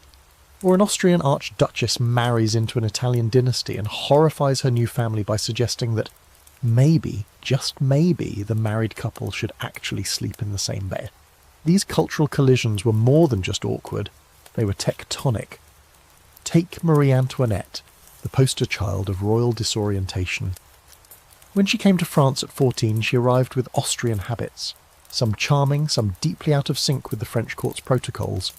In Vienna, for example, personal modesty was prized. In Versailles, her wedding night was practically a group activity, with nobles trailing into the bedchamber to bless the sheets, offer unsolicited advice and inspect the mood like they were shopping for curtains. Marie's body, barely past childhood, was now a political object. Her discomfort, not even part of the conversation. But it went both ways. Catherine of Braganza, the Portuguese princess who married Charles II of England, brought tea to the English court, yes, that tea, along with her more reserved Catholic attitudes about courtship and marital duty. She found herself surrounded by Charles's rowdy lovers, bawdy jokes, and a culture of barely concealed sexual chaos. She did her best to adapt, but the private tension was enormous, especially since she couldn't bear a child. That failure, mixed with cultural friction, left her increasingly isolated. When foreign royals married into unfamiliar courts, intimacy became diplomacy. Every kiss, every child, every refusal was interpreted through a fog of assumptions and national pride. Did she turn her cheek because she's shy, or because she's rejecting her husband? Did he refuse her invitation because of personal dislike, or because his country's customs discourage nighttime visits before a full moon? It didn't help that foreign queens and kings often arrived with their own staff, ladies-in-waiting, advisors, even personal physicians, who clung fiercely to the customs of home. This created a sort of bedroom Cold War, where two teams existed within one marriage, the wife's people trying to preserve her dignity and traditions, and the husband's, demanding she assimilate immediately. In some palaces, these tensions spilled into gossip. In others, they erupted into outright hostility. There's a particularly wild story about Anne of Cleves, the German-born bride of Henry VIII. She was chosen for him based on a portrait, but when Henry met her in person, he was famously underwhelmed. He declared her unattractive, called her a Flanders mare, and the marriage was never consummated. Historians still argue about whether this was truly about her appearance, or whether the cultural gap between Anne's more modest, reserved upbringing and Henry's lusty, boisterous expectations simply made intimacy impossible. Either way, the fallout was swift: annulment, humiliation, and exile to a country estate. She survived, sure, but she never stepped into a royal bed again. In some cases, foreign influence changed court norms for good. When Louise Elisabeth of France married into the Spanish Bourbon court, she reportedly introduced French beauty rituals, including scented oils, soft bed linens, and actual heated baths, upgrades that scandalised the rigid, austere Spanish court but eventually became standard. One courtier wrote, with visible horror, that she insisted on combing her hair in private and refused to be undressed by more than 2 maids. The nerve! But not all innovations were so welcome. In the Russian court, foreign-born consorts were often suspected of carrying more than just perfumes and lace. They were believed to bring moral corruption. The wives of Peter the Great were viewed with deep suspicion, especially if they dared to act with confidence or independence. One of his mistresses, Anna Mons, was German and known for hosting private salons full of laughter, music and wine. Her influence was seen as subversive, even dangerous. When she fell out of favour, she was banished and her family publicly shamed. And let's not forget the language barrier. Trying to seduce your new spouse when you don't speak their language? Awkward. Trying to do it with a translator standing 2 feet away? Hilarious. Some couples developed their own strange improvised languages of touch and gesture. Others barely communicated at all. And in more than a few cases, marriages remained unconsummated for months, sometimes years, because no one could figure out how to bridge the gap. There's a lesser-known but strangely touching story about Princess Charlotte of Mecklenburg-Strelitz, who married King George III of England. She spoke almost no English when she arrived, and he spoke no German. But they developed a surprisingly affectionate relationship, bonded over shared routines, and wrote one another short, phonetically spelled notes in each other's languages. Against the odds, they became close, and by many accounts genuinely affectionate lovers. Still, for most royal couples, these cultural clashes left deep scars. Bedroom habits weren't just about comfort, they were about national identity, about pride. A foreign queen who refused to bow to local customs was seen as arrogant or, worse, ungrateful. A foreign king who introduced new intimacy rituals might be mocked behind fans or whispered about in the halls. Historians debate how much of this was perception versus reality. Did foreign queens truly change the sexual culture of courts? Or were they just convenient scapegoats for all things too bold or too different? Hard to say. But one thing is clear. When love crossed borders in a royal palace, it didn't just change the marriage, it changed the bedroom, the court, and sometimes the entire course of a dynasty. So tonight, as the wind rattles the shutters and your foreign-accented lover lies beside you, familiar yet unfamiliar, you reach out not knowing what response you'll get. A kiss, a nod, a quiet sigh in a language you don't speak. The palace doesn't care, the gossip won't wait. But for just this moment, maybe the space between two people feels a little smaller than the space between nations. There's an unmistakable hush in the palace when the king fails to appear from his chambers in the morning. Not for breakfast, not for the morning audience, not even for the ceremonial blessing of his royal slippers. The silence is heavy, loaded. Servants move a little more cautiously. Courtiers glance toward one another, saying nothing. Because when a monarch, sovereign, divine, virile by definition, can't perform his conjugal duties, it's not just a bedroom issue, it's a national emergency, and it happened more often than most historians like to admit. Royal impotence wasn't just an awkward personal matter, it was a political crisis. In monarchies where the king's authority was tied directly to his ability to produce an heir, any failure to perform in bed was seen as a cosmic flaw, an omen, a weakness, sometimes even a curse. And unlike ordinary people, a monarch couldn't quietly ignore the problem. He had advisors, physicians, confessors. Occasionally, a team of whispering ministers gathered like vultures to resolve the issue. Take Louis XVI again. Poor guy. He spent years under public scrutiny because he and Marie Antoinette couldn't consummate their marriage. Gossip flew through the salons of Paris like wildfire. Was he uninterested, incompetent, sick, gay? Pamphleteers had a field day, some going so far as to publish illustrated guides explaining how the royal couple might go about it. Historians now believe Louis may have suffered from a mild condition that caused pain during intercourse, but it didn't matter. To the court and the public, the delay in producing an heir was a national embarrassment. It was her fault. It was his fault. It was everyone's business but their own. And then there's Henry VIII, whose manhood was practically a kingdom unto itself, until it wasn't. After the failure of several marriages and a string of miscarriages and stillbirths, questions arose. Was the King of England, the self-styled lion of Europe, secretly impotent? Some courtiers whispered that he had trouble completing the act. Others pointed out his increasing weight, his festering leg injury, his unpredictable rages, all signs in their view of a man who could no longer seal the deal. Henry naturally did what any insecure royal might do. He blamed the women. Annulments, beheadings and church reform followed. Because sometimes it's easier to start a new religion than to admit you've got issues below the belt. Of course, not all kings handled it with such carnage.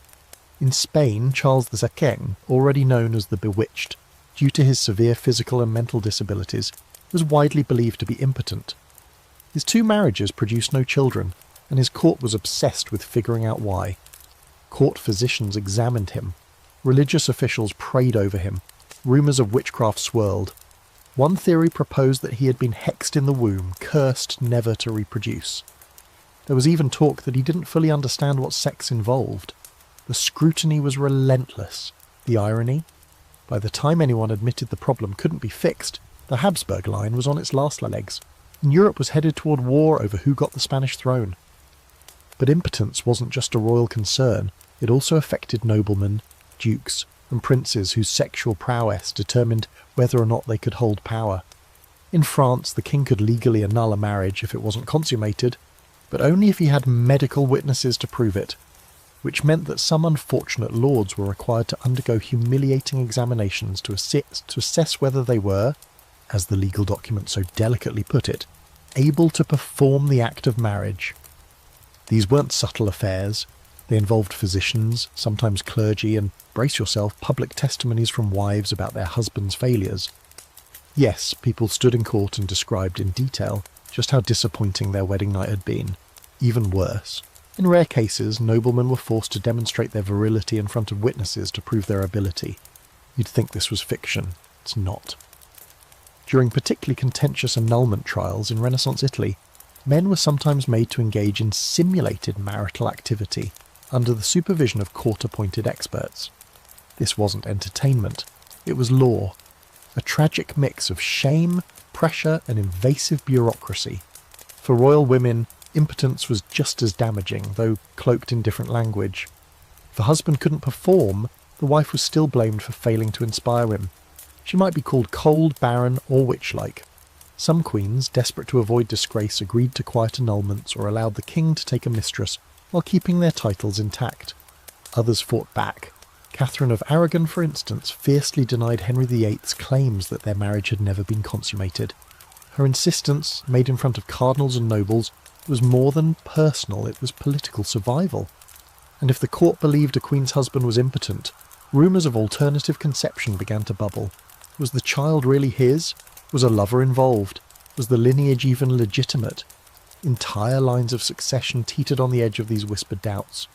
One persistent rumour, unproven but juicy, claimed that a Danish prince's heir was actually the product of a carefully arranged affair between the princess and a hand-picked noble with more, shall we say, reliability.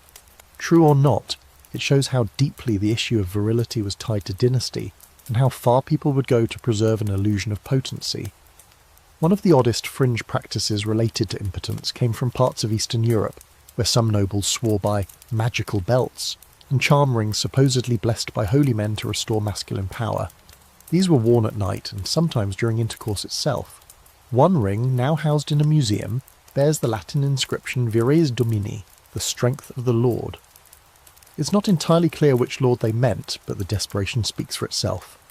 Historians still argue over how much of these stories were real, and how much were whispered exaggerations used to humiliate or discredit powerful men. After all, accusing someone of impotence wasn't just personal, it was political assassination. To say a king couldn't perform was to say he couldn't rule. So tonight, as the fire dies low in your lavish bedroom, you hear nothing from the adjoining suite. No movement, no creaking of the royal bed, just silence. And in that silence the whispers begin, low, treacherous and deadly. Not because a man couldn't please his wife, but because a king who couldn't perform might be one heartbeat away from losing everything. Eventually, somewhere between the choreographed ceremonies and the whispered humiliations, a curious thing begins to happen. Some women, queens, duchesses, ladies-in-waiting, stop waiting to be chosen. They stop playing the passive, powdered, pedestal-perched role they've been assigned. And in the stillness of the palace, behind layers of taffeta and diplomacy, they reach out. They choose. Because while history loves to crown kings as the architects of desire, it was often royal women who truly took the lead in rewriting the script of sex and power. It wasn't easy, of course. For a queen or noblewoman to show initiative in matters of the flesh was risky. In many courts, even a flirtatious look could brand a woman as indecent, dangerous, or not queenly. But the ones who dared? They shaped dynasties, crushed enemies, and, sometimes, changed the rules of the royal bedroom forever. Start with Catherine the Great.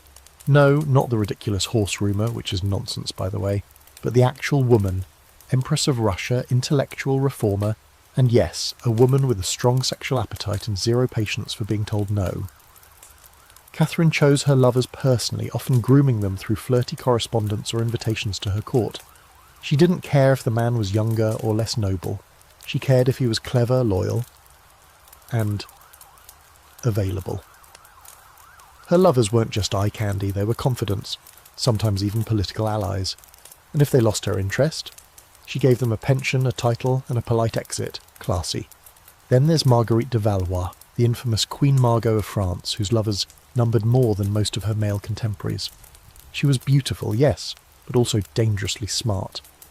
During the wars of religion, she used her relationships with powerful men to broker peace, gather intelligence, and ensure her survival.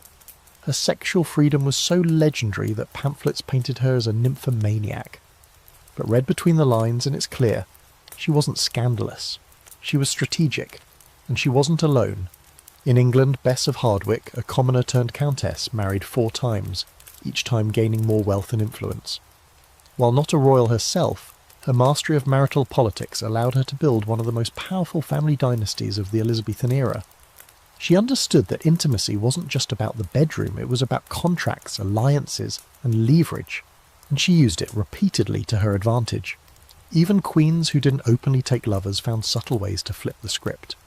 Anne of Austria, queen to Louis XIII of France, was often thought of as pious and passive, but behind closed doors she maintained private friendships and emotional connections that danced right on the edge of propriety.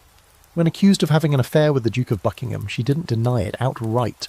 She simply made herself untouchable by surrounding herself with loyal ladies, burying her correspondence in coded language, and reminding everyone that she was both queen and a Spanish princess. If you accused her, you weren't just questioning her virtue, you were risking war. And let's talk about bedroom decor, because even there, royal women exerted power. While kings filled their chambers with maps, antlers, and masculine pomp, many queens curated central sanctuaries, spaces with plush textures, floral motifs, soothing colours, and lighting designed to flatter rather than intimidate. These were rooms designed not just for rest or display, but for pleasure. The right pillows, the right perfume, the right music drifting in from a side chamber. It was a subtle form of control, and it worked. One fringe but fascinating fact. In 18th century Italy, certain noblewomen commissioned custom conversation sofa, low, crescent-shaped divans designed specifically for flirtation. They were engineered so 2 people could sit close without technically touching. Add in a sheer curtain, some ambient harp music, and a chilled glass of fortified wine, and suddenly the Duchess was no longer a background player in the palace. She was the one deciding who stayed for the evening. Even in the Ottoman Empire, where the harem system seems, from the outside, like a tool of patriarchal dominance, women in the imperial harem wielded immense behind-the-scenes power. Valida sultans, mothers of the reigning sultan, were often the most influential people in the entire empire, and concubines, far from being passive ornaments, learned to play the court game with ruthless efficiency. They could form factions, influence appointments, and in some cases, rise to positions of near equal political authority. Their access to the ruler wasn't just sexual, it was strategic, and they used it. Historians are slowly reclaiming these women's stories, peeling back the male-centred myths to reveal a far more nuanced reality. Yes, the dangers were real. Accusations of adultery could still destroy a woman in an instant, but the record shows that many royal women were not afraid to redefine the rules. They pursued their desires carefully, sometimes boldly, often brilliantly. And when they succeeded, they didn't just satisfy their hearts or bodies, they bent the will of empires. There's still debate, of course. Did women like Catherine and Marguerite truly enjoy sexual freedom? Or were they still playing a rigged game with prettier cards? Were their relationships acts of rebellion or survival? Maybe both. Maybe it depends on the night, the partner, and the particular mood in the room. But one thing is certain.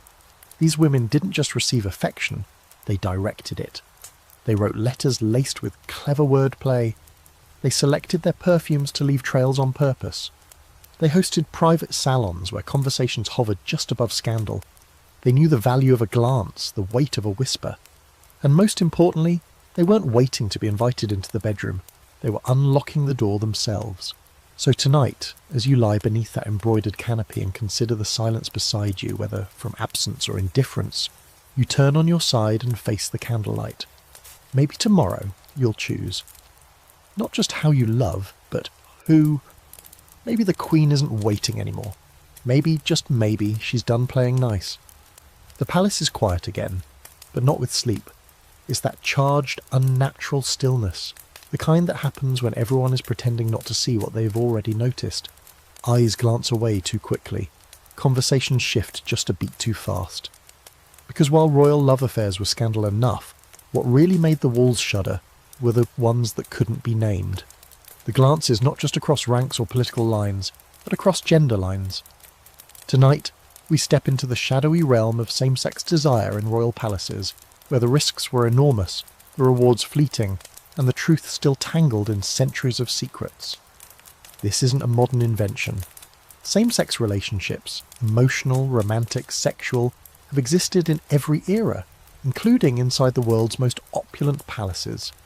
But in a setting built on appearances, marriage alliances, and producing heirs, these desires had to be cloaked so carefully they often vanished entirely from the official record. That doesn't mean they didn't happen. It just means that when they did, they slipped between the lines, hidden in poetry, letters, coded language, and sometimes exquisitely scandalous rumours. Start with King James I of England. His relationship with George Villiers, the Duke of Buckingham, has been debated for centuries. What we do know, the king wrote him passionate letters referring to Villiers as his sweet child and wife, my only joy, and even my darling. He gave him titles, lands, influence, more than any other court favourite. James was married with children, but the language he used with Villiers wasn't political. It was intimate. Whether or not they were lovers in a physical sense is still debated, but emotional intimacy? Undeniable. The court noticed. So did foreign ambassadors, who wrote about the closeness with thinly veiled disdain or envy. Then there's Queen Christina of Sweden, already mentioned for her refusal to conform to gender norms.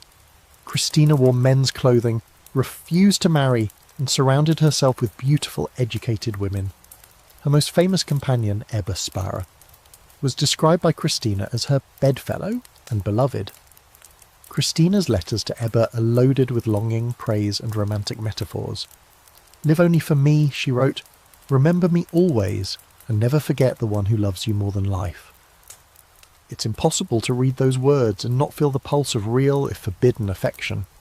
Of course, same-sex love wasn't always couched in high poetry. In many courts, especially among young men, intimate relationships between pages, squires, or artists were an open secret, tolerated as long as they stayed discreet and didn't interfere with dynastic plans. In Renaissance Italy, male friendship could involve kissing, sharing beds, and long emotional letters. Some of these bonds were likely platonic, others clearly weren't. One Medici prince was rumoured to have maintained a substantial companionship with his fencing master for over a decade, until the man was abruptly transferred to Florence, and the prince fell into a sullen, mysterious depression that lasted weeks. And the women? They had their own networks. In Versailles, the ladies-in-waiting lived in close quarters, often sleeping two to a bed, sharing stories, perfume and secrets. Some of these bonds blossomed into deeper connections, quiet love stories tucked inside embroidered pillowcases and traded in soft whispers behind closed doors. Letters survive between certain women that read like diary entries, aching, confessional, sometimes wildly suggestive. "When I am not near you, I sleep with your ribbon tied around my wrist," wrote one duchess to her friend. "It is the only way I rest." But make no mistake, these relationships were risky. In a world where marriage was a political contract and sex had to produce heirs, anything that deviated from the norm was treated as either foolish, dangerous, or criminal. In Tudor England, sodomy was a capital offence. Being caught in a same-sex act could lead to execution, or if you were lucky, exile and disgrace. So those glances, those letters, those trembling fingers brushing in the candlelight, they carried not just the weight of desire, but fear. And still people loved. They found ways. Coded language was everywhere. In letters, friend meant something more. Affection meant passion. Comfort often meant physical closeness. In some European courts, couples gave each other mirrored lockets or used symbolic flowers to send messages. The violet meant devotion. The hyacinth, longing. The bluebell, a secret shared. It's easy to imagine a royal lover wearing such a token close to their heart, hidden beneath layers of court attire, invisible to everyone but the one person who mattered. Fringe fact of the night. In 18th century Prussia, Frederick the Great, long speculated to have had romantic relationships with men, once had a marble statue commissioned of Antinous, the famed companion of Roman Emperor Hadrian. The statue was placed in his private garden, away from prying eyes, where he reportedly liked to sit alone in the evenings, a silent tribute to a love that had no place in his court but lived on in stone. It's hard to know how many of these stories are true in the way we want them to be. Historians argue over how much was love, how much was deep friendship, how much was just court gossip passed around like spiced wine. But when you read the letters, really read them, it's hard not to feel the undercurrent. That ache, that longing, that defiance. And sometimes these relationships weren't just tolerated, they were protected. A powerful monarch might quietly ignore a favoured courtier's relationship as long as it didn't make waves. A queen might know her lady-in-waiting was more emotionally invested than appropriate and turn the other cheek. There was an unspoken rule in many courts. Don't ask, don't confirm, don't threaten the bloodline. Tonight, in your own quiet chamber, you might wonder how many nights were spent like this in centuries past. Two hearts, separated by fear and duty, whispering in the dark, knowing that by morning they must become once again only friends. How many kings fell asleep clutching a letter they couldn't show anyone? How many queens turned their faces to the wall, dreaming of someone who wasn't in their bed? The palace doesn't remember those stories in its grand portraits or its golden tapestries, but the walls remember. And the beds, those creaky, candle-lit beds, probably still hold echoes of every forbidden sigh.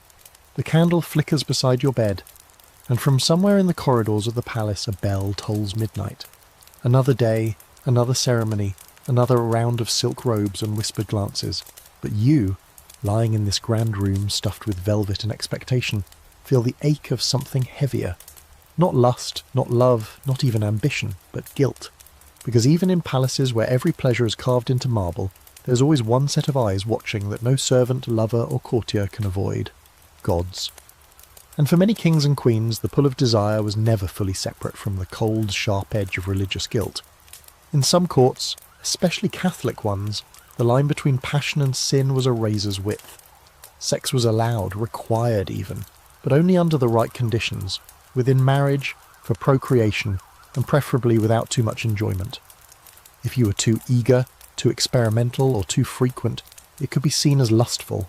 And lust, of course, was a deadly sin, even for royals, maybe especially for royals. So what did that mean for intimacy, Pierre? Imagine finishing a long, exhausting, politically mandated bedroom act, one that might have been tender or tense or awkward, and then having to confess it the next morning, literally. In Catholic monarchies, it was common for rulers to attend regular confession, and many were encouraged, strongly, to confess even the most mundane acts of marital sex. Why? Because if there was even a hint of pleasure for pleasure's sake, it might be seen as impure. Kings, queens, and high-ranking nobles had personal confessors, usually powerful, educated men appointed by the church, who acted as both spiritual advisors and moral monitors. These confessors weren't just there to absolve sin. They had influence over everything from bedroom behaviour to royal policy. A particularly strict confessor could convince a king to abstain from sex for months. Some queens were advised to avoid sex during Lent, Advent, or on feast days, reducing their opportunity to conceive, but, in the Church's eyes, preserving their souls. There's a recorded case of Philip II of Spain, who, according to his letters and his confessors, constantly struggled with guilt over physical desire. Despite being deeply devout and married, he worried that his longing for his wife, yes, his wife, was sinful. His confessor advised him to moderate the marital act and focus his thoughts on divine service during intercourse. If you've ever tried to feel sexy while thinking about eternal judgment, you can imagine how well that worked out. But Catholic monarchies weren't the only ones with bedroom guilt. In Protestant courts, especially in Calvinist or Puritan-influenced regions, sex was allowed but had to remain sober, orderly, and clearly tied to duty. Fun? Suspicious? Kinky? Absolutely not. There's a story from a Scottish court where a noble couple was reprimanded for engaging in intercourse on the Sabbath, even though they were married and trying to conceive. The act itself wasn't the problem, the timing was. This tension between spiritual purity and physical desire led to some truly bizarre behaviour. Some monarchs scheduled sex around religious holidays, choosing safe windows when the church calendar wouldn't frown too harshly. Others fasted or prayed before intimacy, asking forgiveness in advance. A few even kept journals, private spiritual diaries, tracking their temptations and their failures. Louis IX of France is said to have wept in prayer after marital sex, fearing that his enjoyment had insulted God. Then there were those who took the opposite approach, indulgence followed by confession in an endless cycle. They would sin lavishly, then confess grandly, as if absolution could be purchased like perfume or pearls. This approach was especially popular in the Baroque courts of Italy and France, where sensuality dripped from every fresco and curtain, and yet the spectre of hellfire still hovered behind every candelabra. Some confessors took things further. If a queen confessed to enjoying sex too much, she might be prescribed a period of abstinence. If a king admitted to sleeping with a mistress, his penance could be fasting, donating to a monastery, or even public acts of piety, and if he refused, the church could withhold sacraments. No communion, no last rites. In a deeply religious world, this was terrifying. Fringe fact: in the Spanish court under the Habsburgs, there were documented cases where midwives and priests collaborated to create chastity schedules, literally calendars that marked out when sex was spiritually permissible. These were hung in some royal chambers, sometimes under a veil or in a desk drawer, but always close at hand. Marital sex on the wrong day could require confession. Extramarital sex? That could damn your soul. All of this created a strange kind of bedroom tension, not just between lovers, but between body and soul. One part of you longed to touch, to be close, to forget the crown for a few moments. The other part whispered warnings about sin, punishment, and shame. It wasn't just your conscience you had to worry about. It was the entire religious hierarchy listening, judging, and sometimes dictating what happened between your sheets. Some monarchs rebelled. They rejected the guilt and gave in to pleasure, refusing to confess or even challenging the church's authority. Henry VIII's split from Rome wasn't just about divorce, it was also about control. He didn't want to ask permission for what he did in his bedroom. Others found ways to balance both worlds. Catherine de' Medici, for instance, maintained an image of piety while overseeing a court famous for its sensuality and scandal. She gave lavish gifts to churches and funded convents while simultaneously hosting ballets that left little to the imagination. Historians still debate how deeply this guilt was felt. Were kings truly tormented by their passions, or did they perform piety because it was expected? Did queens really agonize over every kiss, or did they learn to separate the spiritual from the physical? We may never know, but in their letters, their confessions, and their sudden silences, there's evidence of struggle, not just with love or duty, but with themselves. So tonight, as you lie beneath your canopy, the heavy cross on the wall glinting faintly in the candlelight, you wonder if it's watching. You wonder if pleasure and sin are really twins, or if someone just told you they were. Your partner stirs beside you unaware. You reach out slowly, not because you're defying God, but because just for tonight, you want to feel human. Eventually, no matter how tightly you draw the bed curtains, the outside world crashes in. Rumours become headlines, affection turns to ammunition, and what was once just a tryst or a whispered passion becomes a full-blown political catastrophe. Because in a royal court, scandal doesn't just ruin reputations, it can topple entire thrones. And few scandals have the destructive, dazzling power of a royal sex affair gone very, very public. It usually starts small. A glance held too long, a late-night visit noticed by the wrong servant. A letter intercepted and passed through trembling hands until it lands on the desk of someone who knows exactly how to use it. And suddenly, what was once a private matter of bodies and feelings becomes state business, discussed by ministers, printed in broadsheets, and carved into public memory. Take, for example, the infamous affair between King Edward VIII and Wallis Simpson. He was a king, she was an American divorcee, and their love affair, electrified by gossip and scandal, led to a constitutional crisis. Edward wanted to marry her, the government refused, the church condemned it. And in the end, he abdicated the throne. One of the most powerful monarchs in Europe gave up his crown for sex, love and scandal. Though of course they never described it that way in polite company. Earlier, centuries before, the French court had its own sex-fueled collapse, with the affair of the diamond necklace, a complex scandal involving Queen Marie Antoinette, a con woman posing as a confidant, and a very expensive necklace.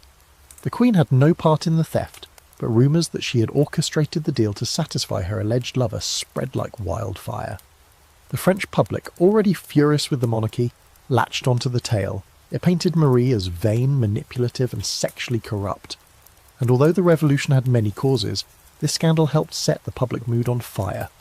But even when the stakes weren't national collapse, the damage was often profound. Consider the downfall of George Villiers, the Duke of Buckingham, under Charles I of England. Beloved by the king, perhaps too beloved, depending on which historian you ask, Villiers became a lightning rod for scandal. His wealth, influence and rumoured intimacy with the king made him a target. After a failed military campaign, critics called him incompetent, corrupt, and inappropriately close to the crown. He was assassinated in 1628. Some say it was political, others whisper it was personal revenge born from jealousy and betrayal tangled in royal bedsheets. Even private affairs between lesser royals could spiral out of control. Princess Charlotte of Wales, a future queen who died young, had a reputation for resisting the cold, clinical matchmaking of royal life.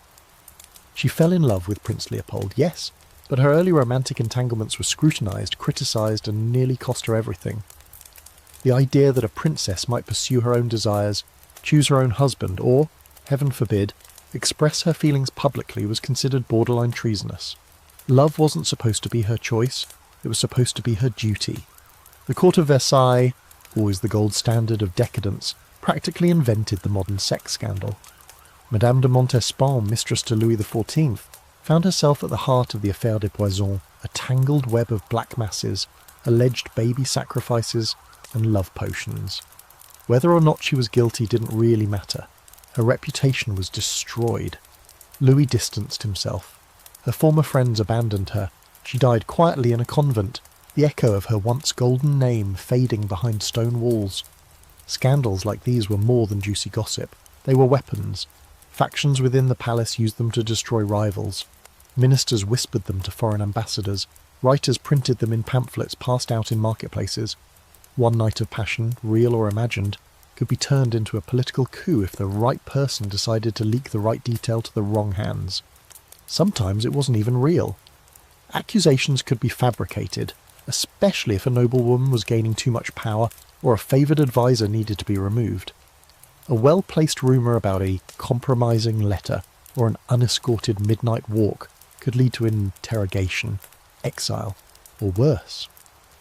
Queen Caroline of Ansbach was falsely accused of adultery in the early 1700s by political enemies seeking to discredit her husband's reign.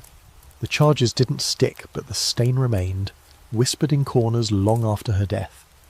And then there's the tragedy of Princess Helene of Orleans, whose engagement to the Prince of Naples was broken off due to religious tensions, but the gossip that followed, that was all about her supposed affair with a married man at court. Nothing was ever proven. The scandal faded, but she never married.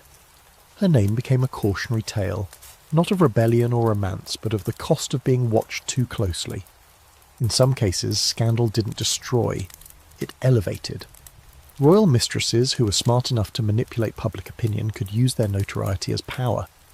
Madame du Barry, for instance, turned her role as Louis XV's mistress into a political post, winning favours for friends and building alliances. She was hated, yes, but she lasted, until the revolution came knocking, of course. Fringe fact of the night.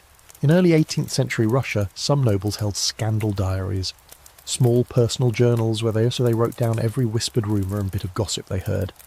These weren't just for entertainment. They were used as blackmail material, quiet bombs to be detonated when political tides shifted. More than one exile or arranged marriage came about thanks to a well-timed page of scandalous scribbles. Modern historians still argue about how much damage these scandals really did. Were they distractions from deeper political rot? Or were they the rot itself? Proof that when a royal bed caught fire, the entire court could burn with it? The answer seems to be both. In some cases, an affair stayed a private tragedy. In others, it pulled the threads of a crown until the whole tapestry came apart. So tonight, as you sit in your gilded chamber and notice the way that page glances at you, too long, too curious, you wonder, not what if, but who saw? Because in a palace, the walls don't just talk, they take notes. And sometimes all it takes is one scandal, one night, one name spoken in the wrong ear to rewrite your entire story. If you're already exhausted by the pressure of producing heirs, dodging scandal, deciphering courtly seduction, and hiding forbidden love, I have bad news. We haven't even touched on magic. Yes, magic. Because for many centuries, inside the same palaces that housed philosophers, theologians, and rational men of science, there also lived an unshakable belief that sex, fertility, and desire could be conjured or cursed. Even the most powerful royals weren't immune to superstition. In fact, they were often the most superstitious of all. When medicine failed, when heirs didn't appear, when passion turned cold or scandal threatened to erupt, the royal bedchamber became fertile ground, not just for intimacy, yes, but for enchantment, ritual, and full-on magical interventions. Call it desperation, call it tradition, call it what it was, a strange sensual blend of politics and the occult. Start with love potions. Nearly every European court had its own apothecaries, official ones with real herbs and tinctures, but just beyond them lurked the underground network of potion makers, herbalists and outright witches who specialised in more unconventional remedies. Want your spouse to fall madly in love with you? Drink this wine infused with rosemary powdered emerald and a drop of menstrual blood. Yes, that was a real recipe, and yes, it was widely believed to work. The logic was disturbingly simple. The body held power. Blood, sweat, hair, and other more intimate fluids were considered potent ingredients. They could bind someone to you, inflame desire, or even curse their ability to be with anyone else. In one case, a Venetian noblewoman was accused of feeding her lover mashed figs soaked in her breast milk to keep him faithful. Whether or not it worked is unclear. What is clear is that when she was caught, she was imprisoned for manipulating the will of a Christian man through unholy means. That's court speak for magic via sex. And it wasn't always about attraction. Sometimes spells were cast to prevent passion entirely. Jealous wives, noble or otherwise, might consult a cunning woman to tie their husbands. This infamous practice, known as ligature or knot magic, supposedly rendered a man physically incapable of performing with anyone but his wife. It was considered so dangerous that certain European courts outlawed it specifically. Some husbands, upon experiencing sudden and mysterious impotence, immediately blamed witches rather than diet, age, or guilt. Convenient. The church naturally hated all of this, but it also quietly believed it. Many priests and confessors warned kings and queens about the dangers of magical seduction. Be careful what you consume, they'd whisper. Be careful who touches your bed linens. There were tales of servants placing hexes under mattresses, or slipping cursed powders into shoes. One French queen is said to have had her bed exorcised after a series of troubling dreams and a mysterious rash on her inner thighs. The records never confirm what the rash was, but the fear, that was real. Fringe fact, in 17th century Russia, a spell book known as the Treasure of Secrets made its way into the hands of certain courtiers.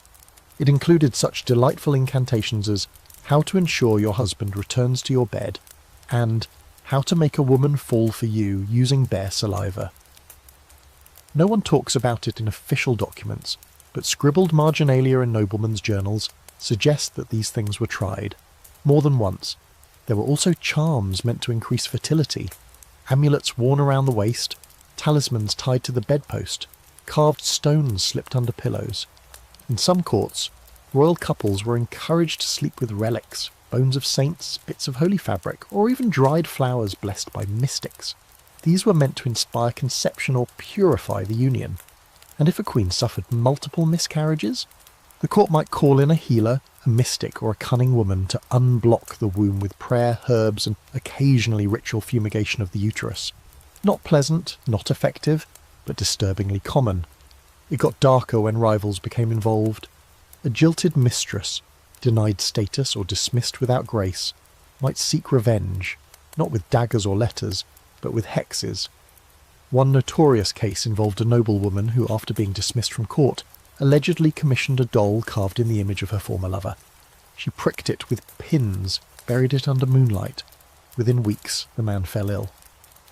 Coincidence? Probably, but he never returned to the palace, and the whispers never stopped. And sometimes these magical acts became public trials. The affair of the poisons, already mentioned, wasn't just about murder. It involved a tangled web of love spells, black masses, and dark rituals designed to bend royal desire. The accused included nobles, mistresses, and even clerics. They were said to perform masses over the bodies of infants, drink hallucinogenic brews, and chant incantations to make the king fall in love, or fall apart. Some confessions were likely extracted under torture, but the panic they caused was very real. Not all magical beliefs were dark, though. In more romantic corners of the world, folk traditions flourished. In parts of Scandinavia, lovers exchanged silver rings blessed under the midsummer moon to ensure fidelity. In Poland, noble brides were given honey cakes dusted with protective herbs to eat before the wedding night, supposedly ensuring a joyful union. In India's Mughal courts, jasmine and sandalwood oils were believed to carry aphrodisiacal properties, and entire chambers were perfumed to invite harmony and passion. Was it science? No, but it was heartfelt. Historians are split on how seriously monarchs took these magical methods. Some argue that much of it was symbolic, rituals performed for comfort, not belief. Others insist that when heirs failed to appear, and when love cooled in royal marriages, many monarchs did what anyone does when reason fails. They turned to hope in stranger forms. So tonight, as you settle under the weight of embroidered sheets and perfumed pillows, something tickles the edge of your thoughts. That sachet tucked beneath your mattress, placed there by your maid, the scent of rosemary lingering in your wine, the warmth of your partner's hand as it moves slowly, uncertainly, across your back. Is it love, chemistry, or something older, wilder, something that predates titles and tapestries? You close your eyes and wonder if someone, somewhere in the palace, is whispering your name over a candle, or if perhaps you're doing the same for them. It's the middle of the night, and you're lying awake again, too much on your mind, too many whispers echoing behind your eyes. Because here's the thing no one talks about at court. It's not just about you and your partner. It's not just about romance or seduction or scandal. It's about everything you've inherited, the expectations, the dysfunction, the ancient mess passed down like a family crest etched in stone. Because in royal palaces, sex isn't just shaped by politics or protocol, it's haunted by the sins of the ancestors. You don't just marry a person in these walls, you marry their bloodline, their family history, their scandals, superstitions, medical baggage, and emotional bruises. And those things, they seep into the bedroom like drafts through the marble floor. Take the Habsburgs, a dynasty so obsessed with keeping their bloodline pure that they intermarried for centuries, cousin with cousin, niece with uncle, sometimes looping the family tree into knots. The result? Charles II of Spain, a man so genetically damaged by generations of inbreeding that he was physically deformed, intellectually stunted, and, by all accounts, incapable of consummating his marriage. His jaws couldn't close properly. His tongue was too large to speak clearly. His own wife reportedly described their wedding night as solemn and without success. The dynasty collapsed not just from poor governance, but because the royal bed had finally reached a point of genetic dead end. And then there's Henry VIII. whose marital disasters weren't just about lust or ego. They were about a deep, almost superstitious obsession with producing a male heir. A fixation so intense that it led to 6 marriages, 2 beheadings, and the complete restructuring of England's religious landscape. But behind that was trauma. A father who seized power through bloodshed. A lineage that barely survived civil war. Henry's bed wasn't just for love, it was the battlefield on which he tried to silence every ghost of instability that haunted his crown. Generational patterns didn't stop at fertility. Look at Louis XIV, the Sun King. His grandfather was assassinated. His father died young. His mother, a devout and distant queen, taught him that pleasure was dangerous, but power was divine. And yet Louis surrounded himself with mistresses, Madame de Montespan, Madame de Maintenon, and fathered at least 16 illegitimate children. It's as if for every wound inherited, he tried to assert life. He filled his court with sex and spectacle, but underneath it you can feel the thread of someone trying desperately to outpace fate. In some families, trauma echoed through emotional coldness. Royal children raised by wet nurses and tutors, trained from the cradle to prioritise diplomacy over affection, grew into adults who couldn't express love without calculation. Letters from 18th century German duchesses reveal a heartbreaking consistency. He is kind, but distant. We speak only of matters of state. He does not touch me unless summoned by duty. These women weren't unloved, they were caught in dynasties where warmth was not part of the curriculum. And for every dysfunctional father-son relationship, there were mother-daughter inheritances just as tangled. Queens who'd been used as pawns in foreign alliances often raised their daughters to be wary, strategic, emotionally armoured. Take Empress Maria Theresa of Austria, who micromanaged the marriages of her 16 children, including Marie Antoinette. She offered detailed advice, sometimes cold, always clinical, about how to behave in bed, how to please a husband, how to secure power through childbearing. She loved her children, but she trained them for a world where affection could be fatal. Sometimes the dysfunction was the medical. Kings carried hereditary diseases, porphyria, haemophilia, syphilis, and passed them on with a single night under the sheets. Queen Victoria was a carrier of haemophilia, a condition that would ripple across Europe's royal families for generations, weakening the Romanovs, crippling Spanish princes, and haunting the House of Habsburg with every newborn male. It wasn't romantic, it wasn't symbolic, it was biology turned legacy, and it left no room for denial. Even in more emotionally stable dynasties, you find patterns. Silent marriages, loveless unions, excessive control, affairs repeated across generations like echoing footsteps still in the palace corridors. One French noblewoman wrote in her diary that her mother, her grandmother, and her great-grandmother had all been married at 15, had all been ignored by their husbands, and had all taken lovers before their 20th birthdays. We are taught to remain composed, she wrote, but our blood has always whispered otherwise. Fringe detail. In certain royal houses, astrologers were hired not just to chart favourable marriage dates, but to study ancestral charts, to warn about the curse of the third son, or the shadow of the first marriage. These weren't metaphors, these were legitimate royal anxieties. The idea that certain beds, certain combinations of bloodlines, carried doom in their very fabric. Modern scholars call this intergenerational trauma, but back then it was just family. And in palaces, family wasn't just something you were born into. It was something you performed, passed on and reproduced. Even if it meant recreating the same wounds over and over again behind lace-draped doors. So tonight, when you roll over and stare at the gilded ceiling above you, you can almost hear them, the ancestors. All those kings and queens who came before lying in this same bed, or one just like it. Whispers in the dark. Unspoken expectations, regrets, and patterns they didn't know how to break. Patterns you've inherited whether you want to or not. Maybe your marriage was arranged. Maybe your heart is elsewhere. Maybe you're just tired of living a life built on someone else's idea of legacy. But as your partner breathes quietly beside you, you ask yourself a quiet question. Not what will I pass on, but what stops with me. Morning comes with a soft knock, and a servant enters bearing rosewater for your face, a folded note on a silver tray, and a careful lack of eye contact.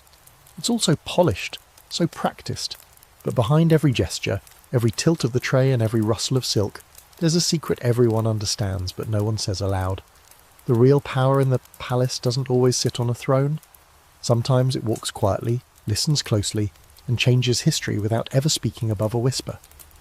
Because in the royal world, the people who make the beds often know more about what happens in them than the ones who sleep there. This is the hidden world of servants, spies, and unofficial go-betweens, the invisible hands behind every royal affair, failed marriage, secret tryst, and whispered confession. For every royal touch, there was someone else adjusting the bed curtains. For every love letter, someone else folded the page. And for every time a queen cried into her pillows, someone else changed the linens and said nothing at all. Take the ladies-in-waiting, ostensibly companions. They were often much more, guardians of secrets, managers of moods, and sometimes quiet conspirators. They dressed queens for bed, sat with them during lonely afternoons, and listened as they poured out frustrations about cold husbands, absent lovers, or inconvenient pregnancies. Some acted as liaisons, arranging secret meetings or slipping notes between handmaidens. Others were spies in disguise, feeding information back to rivals or even foreign courts. One of the most infamous was Lady Sarah Churchill, close confidant to Queen Anne of England. Their relationship was deeply emotional, possibly romantic, and Sarah wielded enormous influence over Anne's decisions, both public and private. But when their bond soured, it shattered the Queen's stability. Sarah didn't just leave, she published private letters, exposing Anne's vulnerabilities to a hungry public. Intimacy weaponized. Then there were the valets and pages, especially those serving kings. They dressed the monarch, tended to his meals, and escorted him to bed. And if the king had company, the valet was the one who saw her in and out. One wrong look, one overheard whisper, and the entire court could change overnight. Some pages became confidants, others became informants. During Louis XV's reign, a rotation of trusted valets managed the comings and goings of his many mistresses at the hidden doors of the Parc aux Sires, his private pleasure estate. These servants weren't just passive, they were essential, managing time slots, ensuring silence, and keeping the king's tastes neatly catalogued. Perhaps your heirs will never know. Perhaps they'll name buildings and ships and ceremonial fountains after you, never realising you once stood barefoot by a window, trembling from a kiss you weren't supposed to want. But that's all right, because somewhere in the world, maybe even right now, someone is falling into a forbidden embrace, heart racing with the same mix of fear and hope, and maybe, in that moment, they're unknowingly continuing your story.